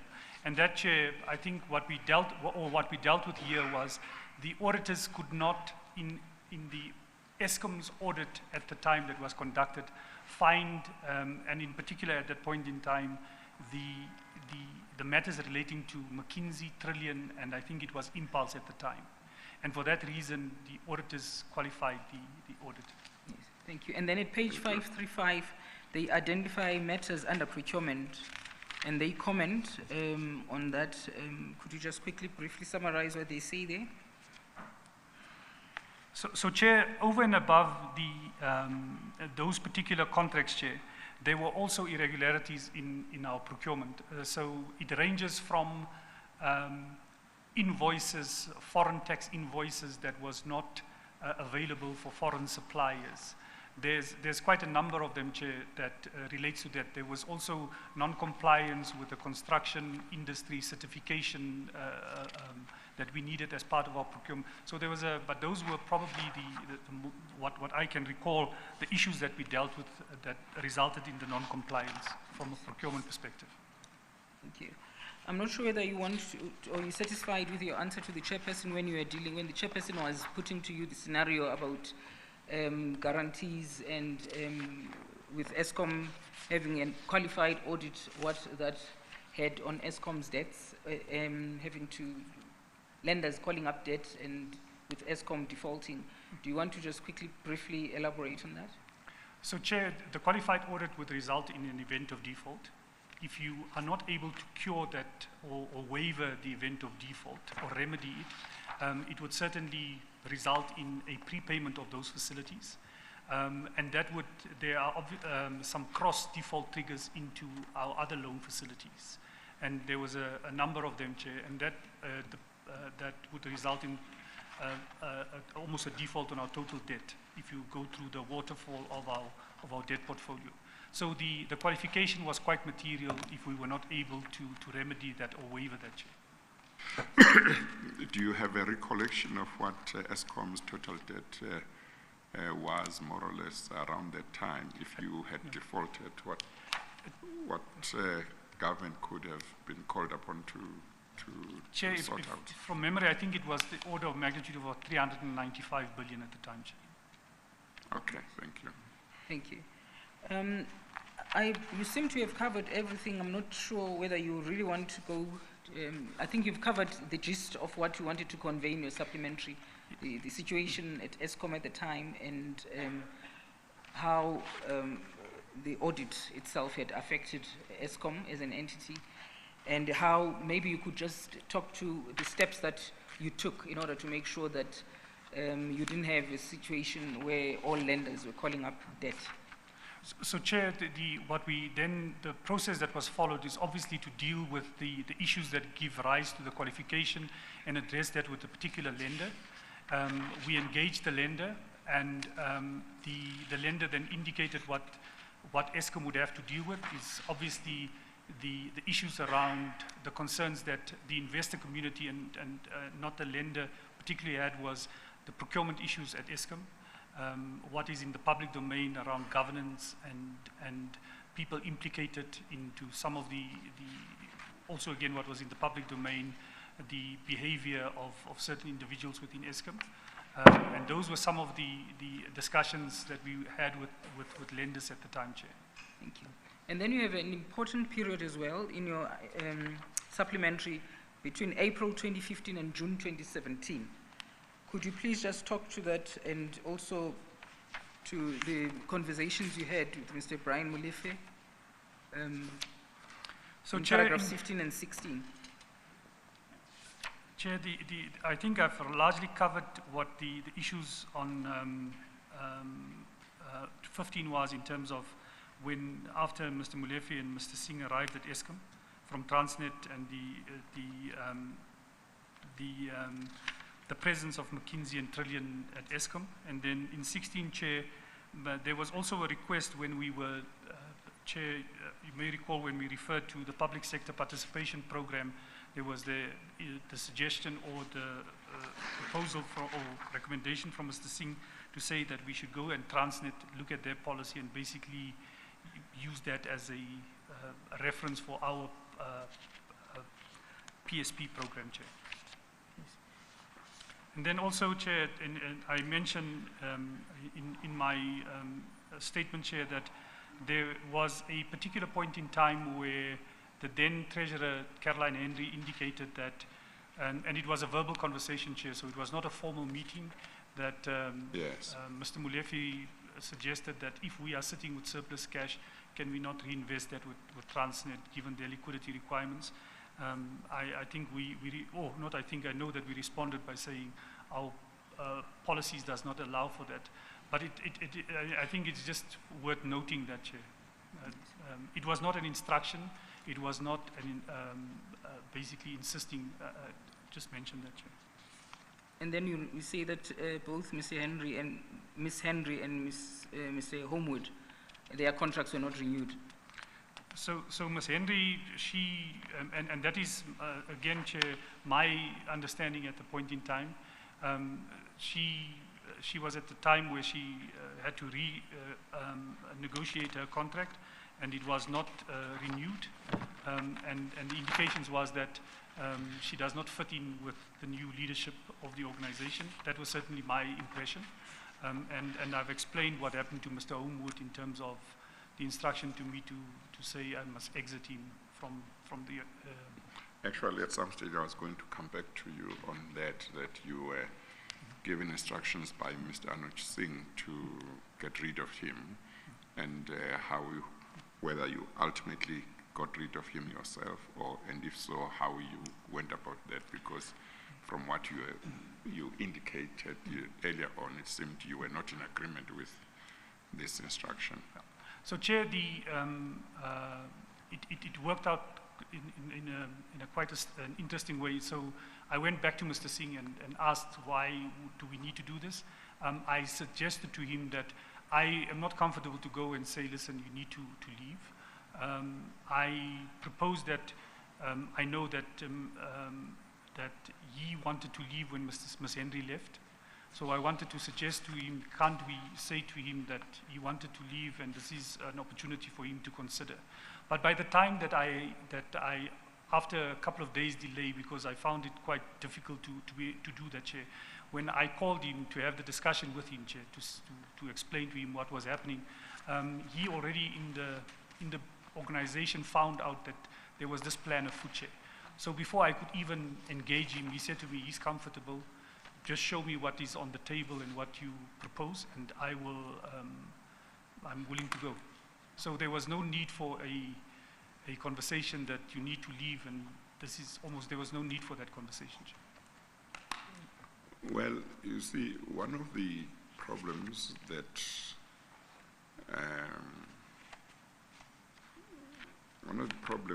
have been seen in government departments and in parastatals, from what one picks up simply from the media, is that there may well be certain funds, taxpayers' money, that gets used to get rid of officials or employees that have done nothing wrong, just because somebody senior doesn't want them, sometimes doesn't want them for personal reasons, sometimes because that person is a stumbling block to things that the senior one wants to have done, and to then want to put in somebody that's not going to be a stumbling block. That can't be, certainly where it is done for purposes of getting somebody else in who will be pliable to issues of corruption.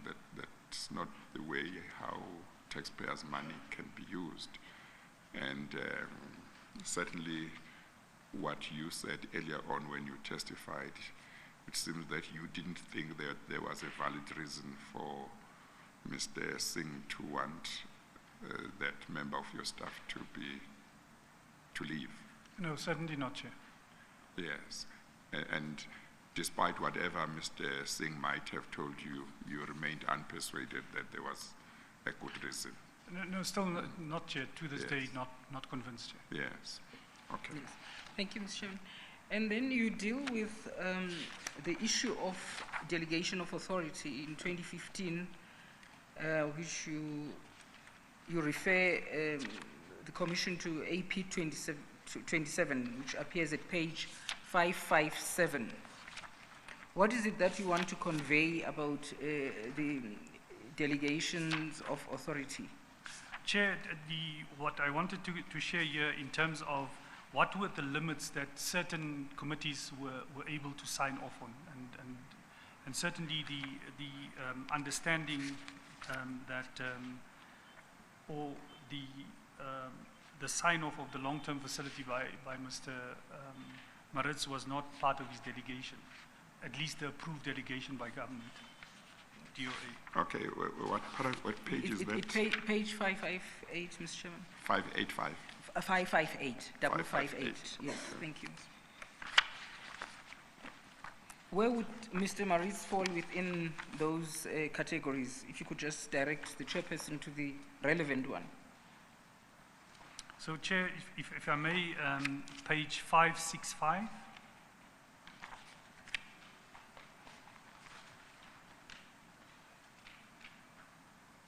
So it would be largely linked to, so this is specific under the, but just as a guide, Chair, is that if you look at paragraph 232, it gives you a sense of what sorry, Chair. Yes, I've got it now. So 532 highlights at least finance director and not even the CEO. That's the limits that they have. So it says the following designations may, on behalf of ESCOM and up to the following limits, negotiate, conclude, and approve transaction in foreign currency exchange, interest rates, and commodity derivatives. Let's take an example. You would No, I'm sorry. I thought I found it. Did you say 562? 565. 565. Yes, I've got 565. I was here earlier on. Paragraph 232. 23. Paragraph 232, Mr. Chairman. Yes. Oh, yes, right. Yes. Yeah, the following designation may, on behalf of ESCOM and up to the following limits, negotiate, conclude, and approve transactions in foreign exchange, foreign interest rate, and commodity derivative instruments. Okay, all right. Yes. That is just for the finance director, Chair, and if I can refer you to 558, Chair. 558. Yes. So there, Chair, if you look at the resolution, resolve that under two financial limits, and we refer here to the IFC, Chair. General transactional limits is increased from 500 million to 750 million. Yes. So the point that I wanted to highlight here, Chair, that even the IFC Yes. that we took that transaction to, according to this delegation, Chair, Yes. did not have the authority to even. Yes. The IFC was compelled Yes. to elevate it to the board. Yes. So, and being acting group CEO, are you saying that Mr. Maritz would certainly have known the limit of his delegations? I think not necessarily known, but probably followed up on it. Yeah. And I think also, Chair, the reason for raising it here is that in that email that he responded to the CFO to say that he's going to sign, Yes. he indicated a number of 5 billion that he is delegated to sign. But Yes. this somehow Okay. suggests something different Yeah, that okay. we need to confirm. Okay. Thank you. And at page 565, the general manager treasury, just below 2.3.2, that would be yourself. 565. Yes, Chair. Yes. At what point then did you realize that the IFC did not have authority to look into the proposal?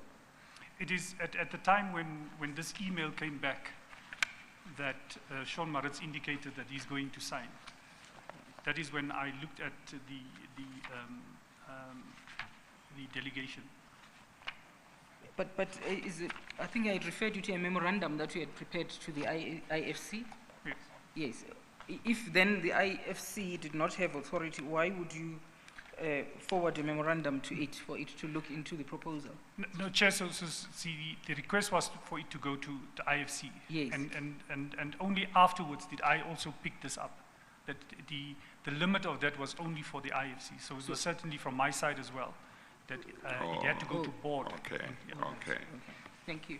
And then, And to that extent, are you saying to that extent, Mr. Maritz might also have been unaware of that limit? He may have been unaware of that Yeah, limit, Chair. okay. thank you, Mr. Chairman. Just to wind up then on the Huarong transaction. Huarong was, as we have already testified in your evidence, Huarong was just a vehicle set up purely for the purposes of tribers interacting with ESCOM. Am I right? So To facilitate the they were funding. From the I fund to the success, the following discussions or the follow-up discussions that we had. Yes. That was always conceptually what they wanted. Yes. They wanted to do. The only difference, Chair, was that they were, with Warong, they were now able to get bigger funding volume to be able to do. So, Yes. so it was always part of the structure that they followed.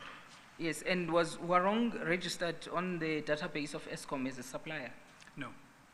Is that how ESCOM does business? You don't have to register as a supplier. You can do business with ESCOM without being on its database. So, Chair, this is part of that process that would have to be followed. That if we don't register them without having concluded or agreed or signed off on an agreement that would say they are now a supplier in this format. And again, Chair, back to the issue that this transaction, apart from the IFC, it still had to go to the BTC to deal with those issues, according to my understanding at the time, Chair. Yes. But I think the question is whether you register a company in your database when you have concluded a contract with them, or it's a requirement that they should be on the database before you can conclude a contract with them? I'm not sure, Chair. I'm certainly not sure of that at this stage. Yeah, so it might not be a strict requirement that you must be on the database before a contract can be concluded. Yes. It might not be a strict requirement, or it might not be a requirement at all. I'm certainly not sure, Chair. Yeah, but you have been there for 7 years. Probably, if it was a strict requirement, you would know.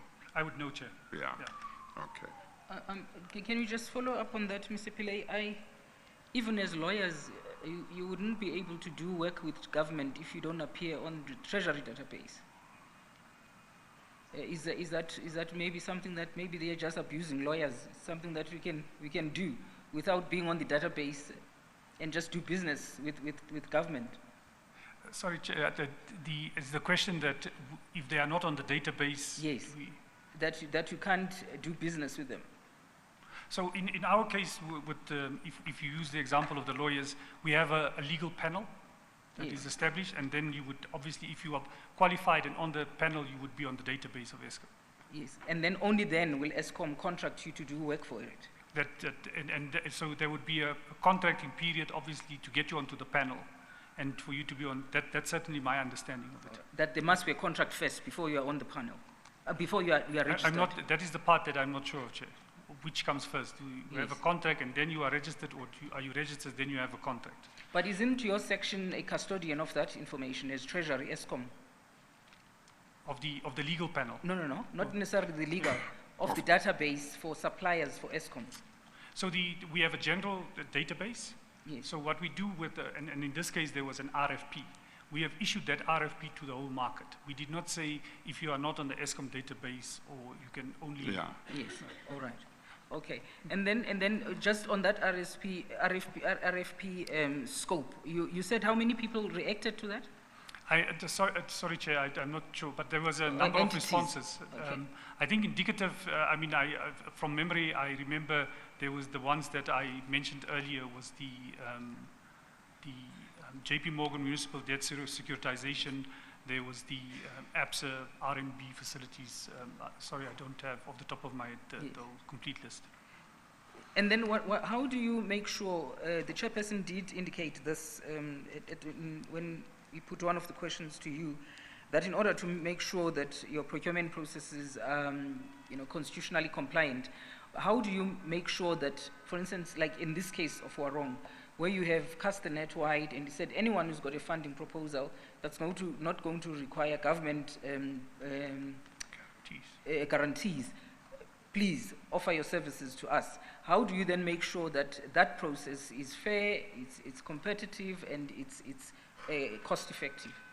So, Chair, based on the criteria, the team or the committee that evaluates that would then say, this is the responses that we got. But I think, I think it's in line with the responses that we get as the RFP that we put out for the request for the information, then we would assess if it's, because is it transparent, does it comply with all the requirements of the RFP? Yes.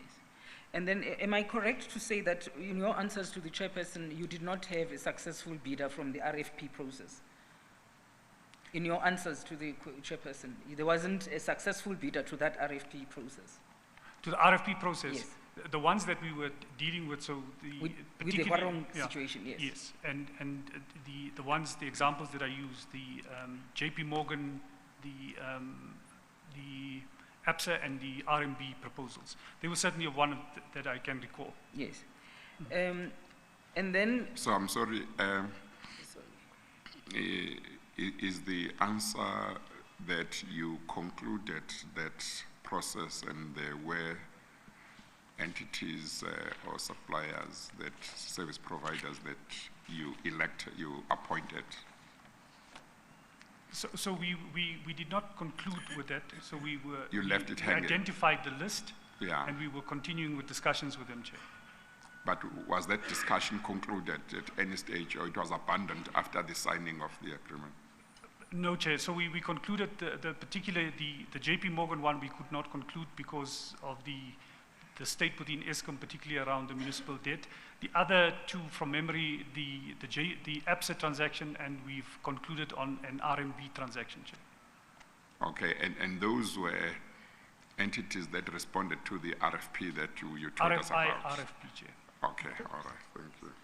That's ABSA and RMP. You said those were That's concluded. from memory that I can recall, Yes, Chair. those were concluded. Just one other thing is, let's just talk about this Warong and the IDEVA entity that was going to receive the money. Were you aware when Whiten case, in some of the matters that he had raised, that IDEVA, they had found that IDEVA was actually a shoe company that was registered in the Virgin Islands? Were you aware of that information? Yes, Chair. And being a person then who's entrusted with, public funds within ESCOM Treasury, didn't you see that as a risk of saying, look, I don't even want to touch these people and this company and this proposal? So, Chair, I think it raises the red flags, the Virgin Isles, and we raised this issue of IDEVA, Chair. But we wanted to conclude our process so that we can go back and say to them, we've concluded. It was not midstream that we've seen IDEVA and we don't like it. We wanted to complete our process so that we can go back to them comprehensively and indicate to them what it is that we did not want and why we did not conclude with them. That was certainly my understanding or approach to it. And the what is called the parent company of Warong, and you had seen the structure, and in that structure which appears in your statement, maybe I'll just take you back just slightly, you would find that even within that structure, Warong Energy Africa only has a stake of about 8.2%, if you look at it. I think. Or is it 25 or 8? I just want to take you to that, please. If you could just bear with me, Mr. Chairperson. Sorry, Chair, Sorry. page. I'm going to take you to that page just quickly. Sorry.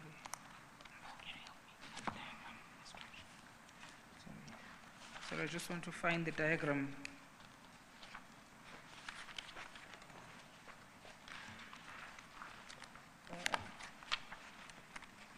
Just talking about that, maybe what investigations did you as Treasury do to make sure that if a company says, I personally, I do not have the money, but my parent company will fund this process, what measures or systems do you have within Treasury that you must employ in order to make sure that not just one fly-by-night can come to you and say, I can actually fund you when in fact it doesn't have funds? Thank you. Thank you. I found the page, Mr. Chairman, this page 428 of U6, the big bundle. 428, sorry.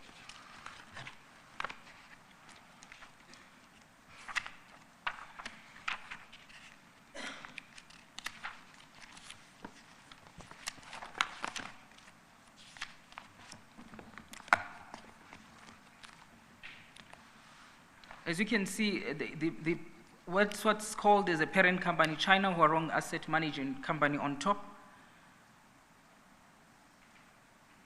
Yes, Chair. Yes, and you can see Huarong Energy Africa is right down there, Yes. with a 25% stake in Huarong Energy Investment.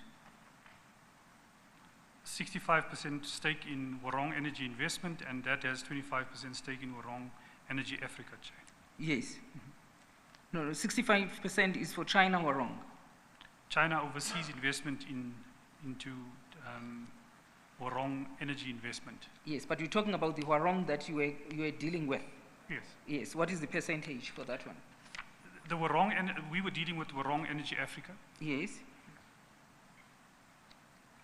And how, please can you try and relate that to the very first management company that's on top? So the management company on top is 100% owned. It has a 51% stake. So there's obviously the funding would be structured and from the Huarong Overseas Chinese Asset Management that has 100% stake in China Huarong Overseas Investment, and that has 65% in Huarong Energy Africa with a 25% stake in Huarong Energy Africa. So all of this is what you were told by Huarong Energy Africa? Yes, Chair. And on your own as Treasury, you never checked whether in fact even Huarong management would be prepared to put up funds to assist in this transaction? This was based on the proposal, and we did do some due diligence on, or just an assessment of and you will recall, Chair, that we did in that discussions with them meet the individuals from Huarong Energy, and they provided a profile of the company to us. So and obviously linked to that was the involvement of White and Case to do that assessment for us, Chair. So we did do that. Yes, but then you see we keep on going back to White and Case, and this troubles me because White and Case is very clear. There is no gray area in their memorandum. Yeah. They're simply saying that everything about these people is suspect. These companies get more information before you do business with them. But then you ESCOM continued to just engage them and do business with them. Who really stood to benefit from this transaction? Chair, so the process, we had to follow our legal process. We could not just suspend it in between because we don't like a diva, or we had to complete our process so that we can conclude it and say to them, based on a comprehensive review, these are the reasons that we do not want to continue with you. Because it would certainly, in just thinking of it, Chair, result in Huarong saying to us, as per this term sheet, you were frustrated and you have basically compromised the negotiations to get to the alpha. But again, if you say to them, IDIVA is a shoe company. They were aware, we told them that. Yes, we indicated that to them. Yes. What I would like to know from you, Mr. Pillay, there was legal advice against this transaction. There was financial advice from Mr. Khan against this transaction. And nothing was happening, in the sense that nobody was actually saying, here's money into your South African bank to show commitment on their part.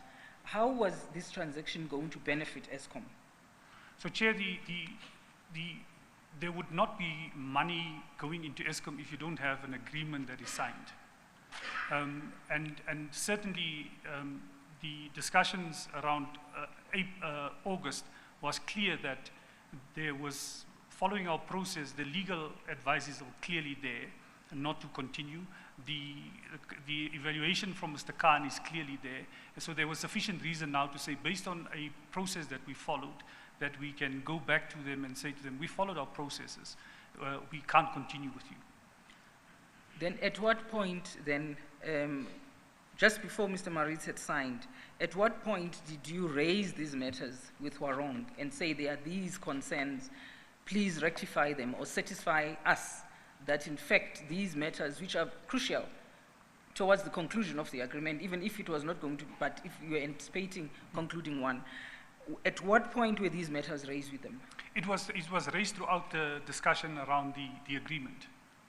Well- that we had concerns with all of these issues. Isn't the position that you as Treasury raised them with those to whom you reported, but those to whom you reported didn't share the same view as you with regard to what the attitude should be to Warong?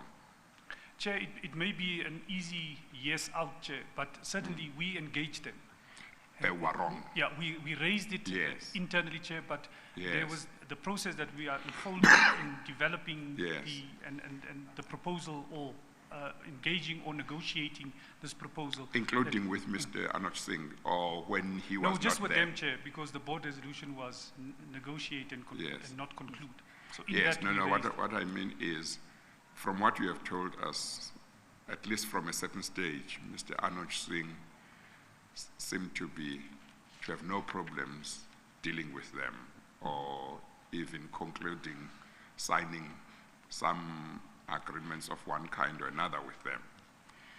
But you, as head of Treasury at ESCOM, from quite early, you had serious reservations, to say the least, with regard to proposals from Warong.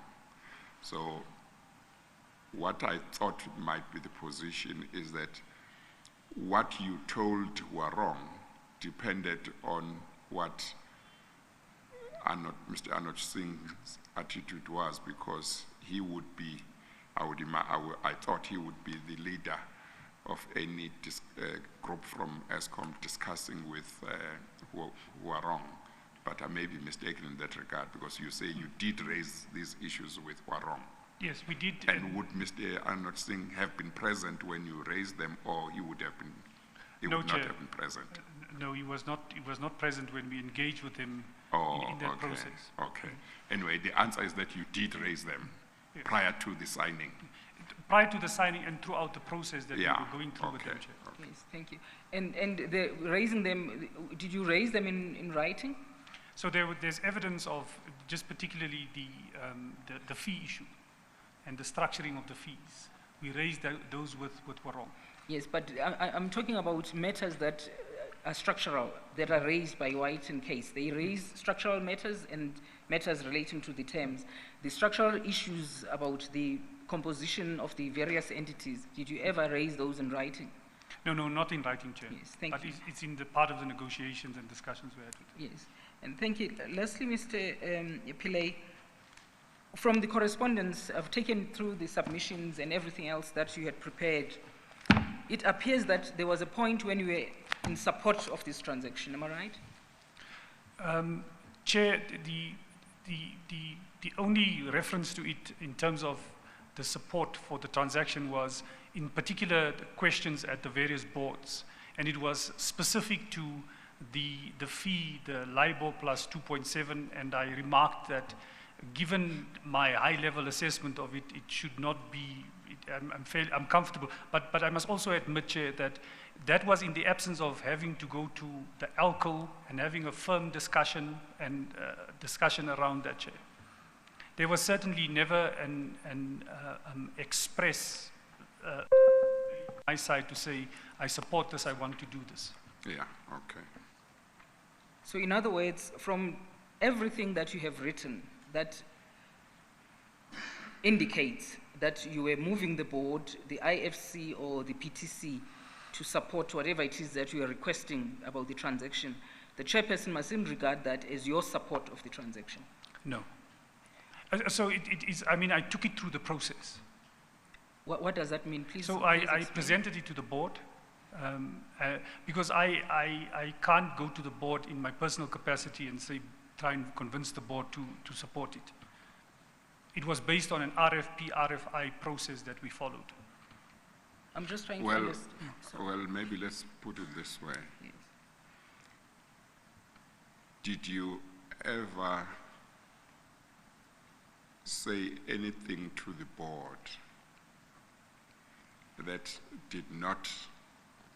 that may have showed that you were supportive of this transaction when in fact you were not supportive of it? So Chair, just back to the only discussion items, yeah. was particularly around that pricing. Yes, yeah. Even from the board minutes, there was never an instance where I expressly said to the board, we have to do this, and it's... Yeah. Yeah. There's also, unfortunately, not recorded that I said we have to go through our process. That is what we were followed from the February meeting, Chair. Yeah, okay. But then, with all of that, you kept on moving the process forward, because your answers today were that we wanted to comply and we wanted to do things right. You wanted to move forward a process that you are not supportive of as head of Treasury. So, Chair, so as part of the negotiations, we wanted to conclude the negotiations with them and obviously follow our process so that when we come to a position where that says this thing is not doable and it's not my specific view, it's the process that was followed. That is certainly what I think we did. So if it was to happen, you wanted to make sure that the right processes were followed. Followed, yes, Chair. But whether or not it was to happen or to be approved was a decision that would be taken at the end of the process. Yes, Chair. Is that right? Yes, Chair. Thank you very much, Mr. Well, Chairman. are you That's all satisfied? from, I'm satisfied, yes. Yeah. Thank you, Mr. Chairman. Yes. Well, you can Could I, still clarify. I'm just worried about, it's 25 past 5, Well, and I had not even let me indicated give you to the Chair. 5 minutes. 5 minutes, Yeah, thank you, so Mr. Chairman. _:30. Thank you, thank you, Mr. Chairman. Just as head of Treasury, Mr. Pillay, this is no, I'm not trying to say I doubt the answer that you've just given to the question that I asked you.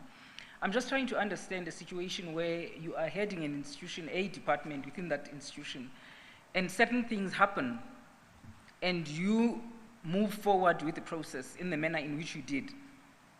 And then you come at the tail end now in 2018, 3 years down the line, and you say to the chairperson, I didn't support this process. I was just going through the motions. I think going through the motions, Chair, is going through the process. Yeah. And also, I think so we were going through the process, completing the process so that we can arrive at a point where that says it is not doable. And for that reason, Chair, I indicated that in the August meeting, it was agreed we need to follow process. And then in the October meeting, we took it to the board to say we still continue, we have to complete our processes. Was it open to you to refuse to let it go through the process? I think I may have had that opportunity to say, let's stop it. But I think then it would have resulted in them coming back to say the personal issue that I have frustrated the process, Chair. Yeah, what I'm asking you, in terms of ESCOM's rules and regulations and policies and processes, did you have power or right to say this one mustn't go through the process, or we mustn't go through the process here, I'll make a decision now, or the decision must be made before the process is finalized? Chair, I think yes, I probably could have, but yes. I certainly wanted the process to conclude, and for this to come to a logical conclusion. Yeah, if you could have, what would be what kind of situation would need to exist for you to be able to do that? Chair, towards the end of the transaction, it was certainly clear that this was a problematic transaction. No, you're saying now towards the end of the transaction, by which I understand you to say towards the end of the process. Yes, yeah. The process around October. No, if you don't go to the end of the process much earlier, as I understand you are saying that it was open to you to stop the whole process and I imagine reject it. I don't think the process allows me to reject it, Chair, but I mean... Well, that's what I was asking earlier on. Yeah. If there is a proposal, whether the position isn't that there is a process through which it must go before a final decision is taken whether it's approved or not approved. That's the question I was asking, and your answer was you did have the power to stop it earlier, as I understood you. I think if I sit here, Chair, I think I could have stopped it maybe and suggested abandon the process, but then we would have had to deal with the consequence of why did we come to that and how do we respond to them after we have followed, should have followed the process. But would you have had grounds, acceptable grounds, to stop it before the process was finalized? If I realized that there was certainly, we are not going to get to a conclusion. I mean, certainly the advances that we made or motivations that we've made for certain of the issues that we were not happy with. Yes. So, okay. Yes. Okay. Thank you, Mr. Maybe just one last question following on that. Did you at any stage from 2015 right up to 2018 January see any benefit for ESCOM in the transaction? Chair, certainly given the quantum of the funding, the diversification of the funding, it was a new innovative way of getting funding and project execution. So those were the elements that certainly seemed elements that could have looked like a doable transaction or a transaction that we could consider. That would have given ESCOM some benefit. The benefit would be... Because the question is whether in this transaction throughout the time that you were dealing with it, whether you ever saw any benefit that would flow to ESCOM if it was concluded.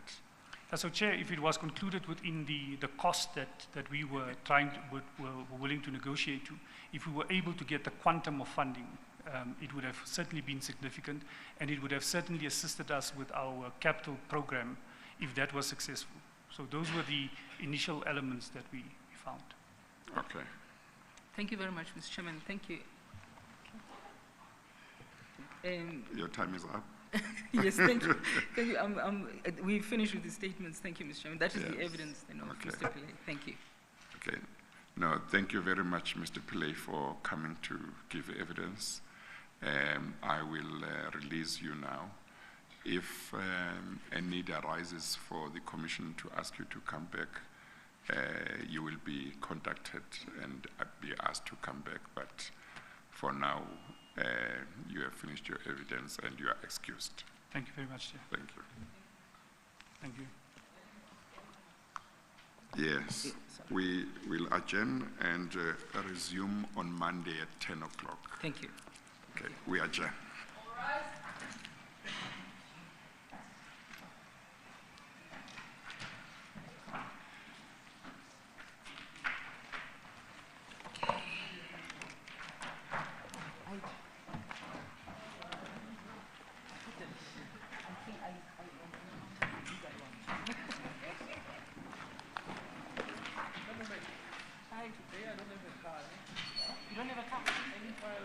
I'm taking them. I've got my time here.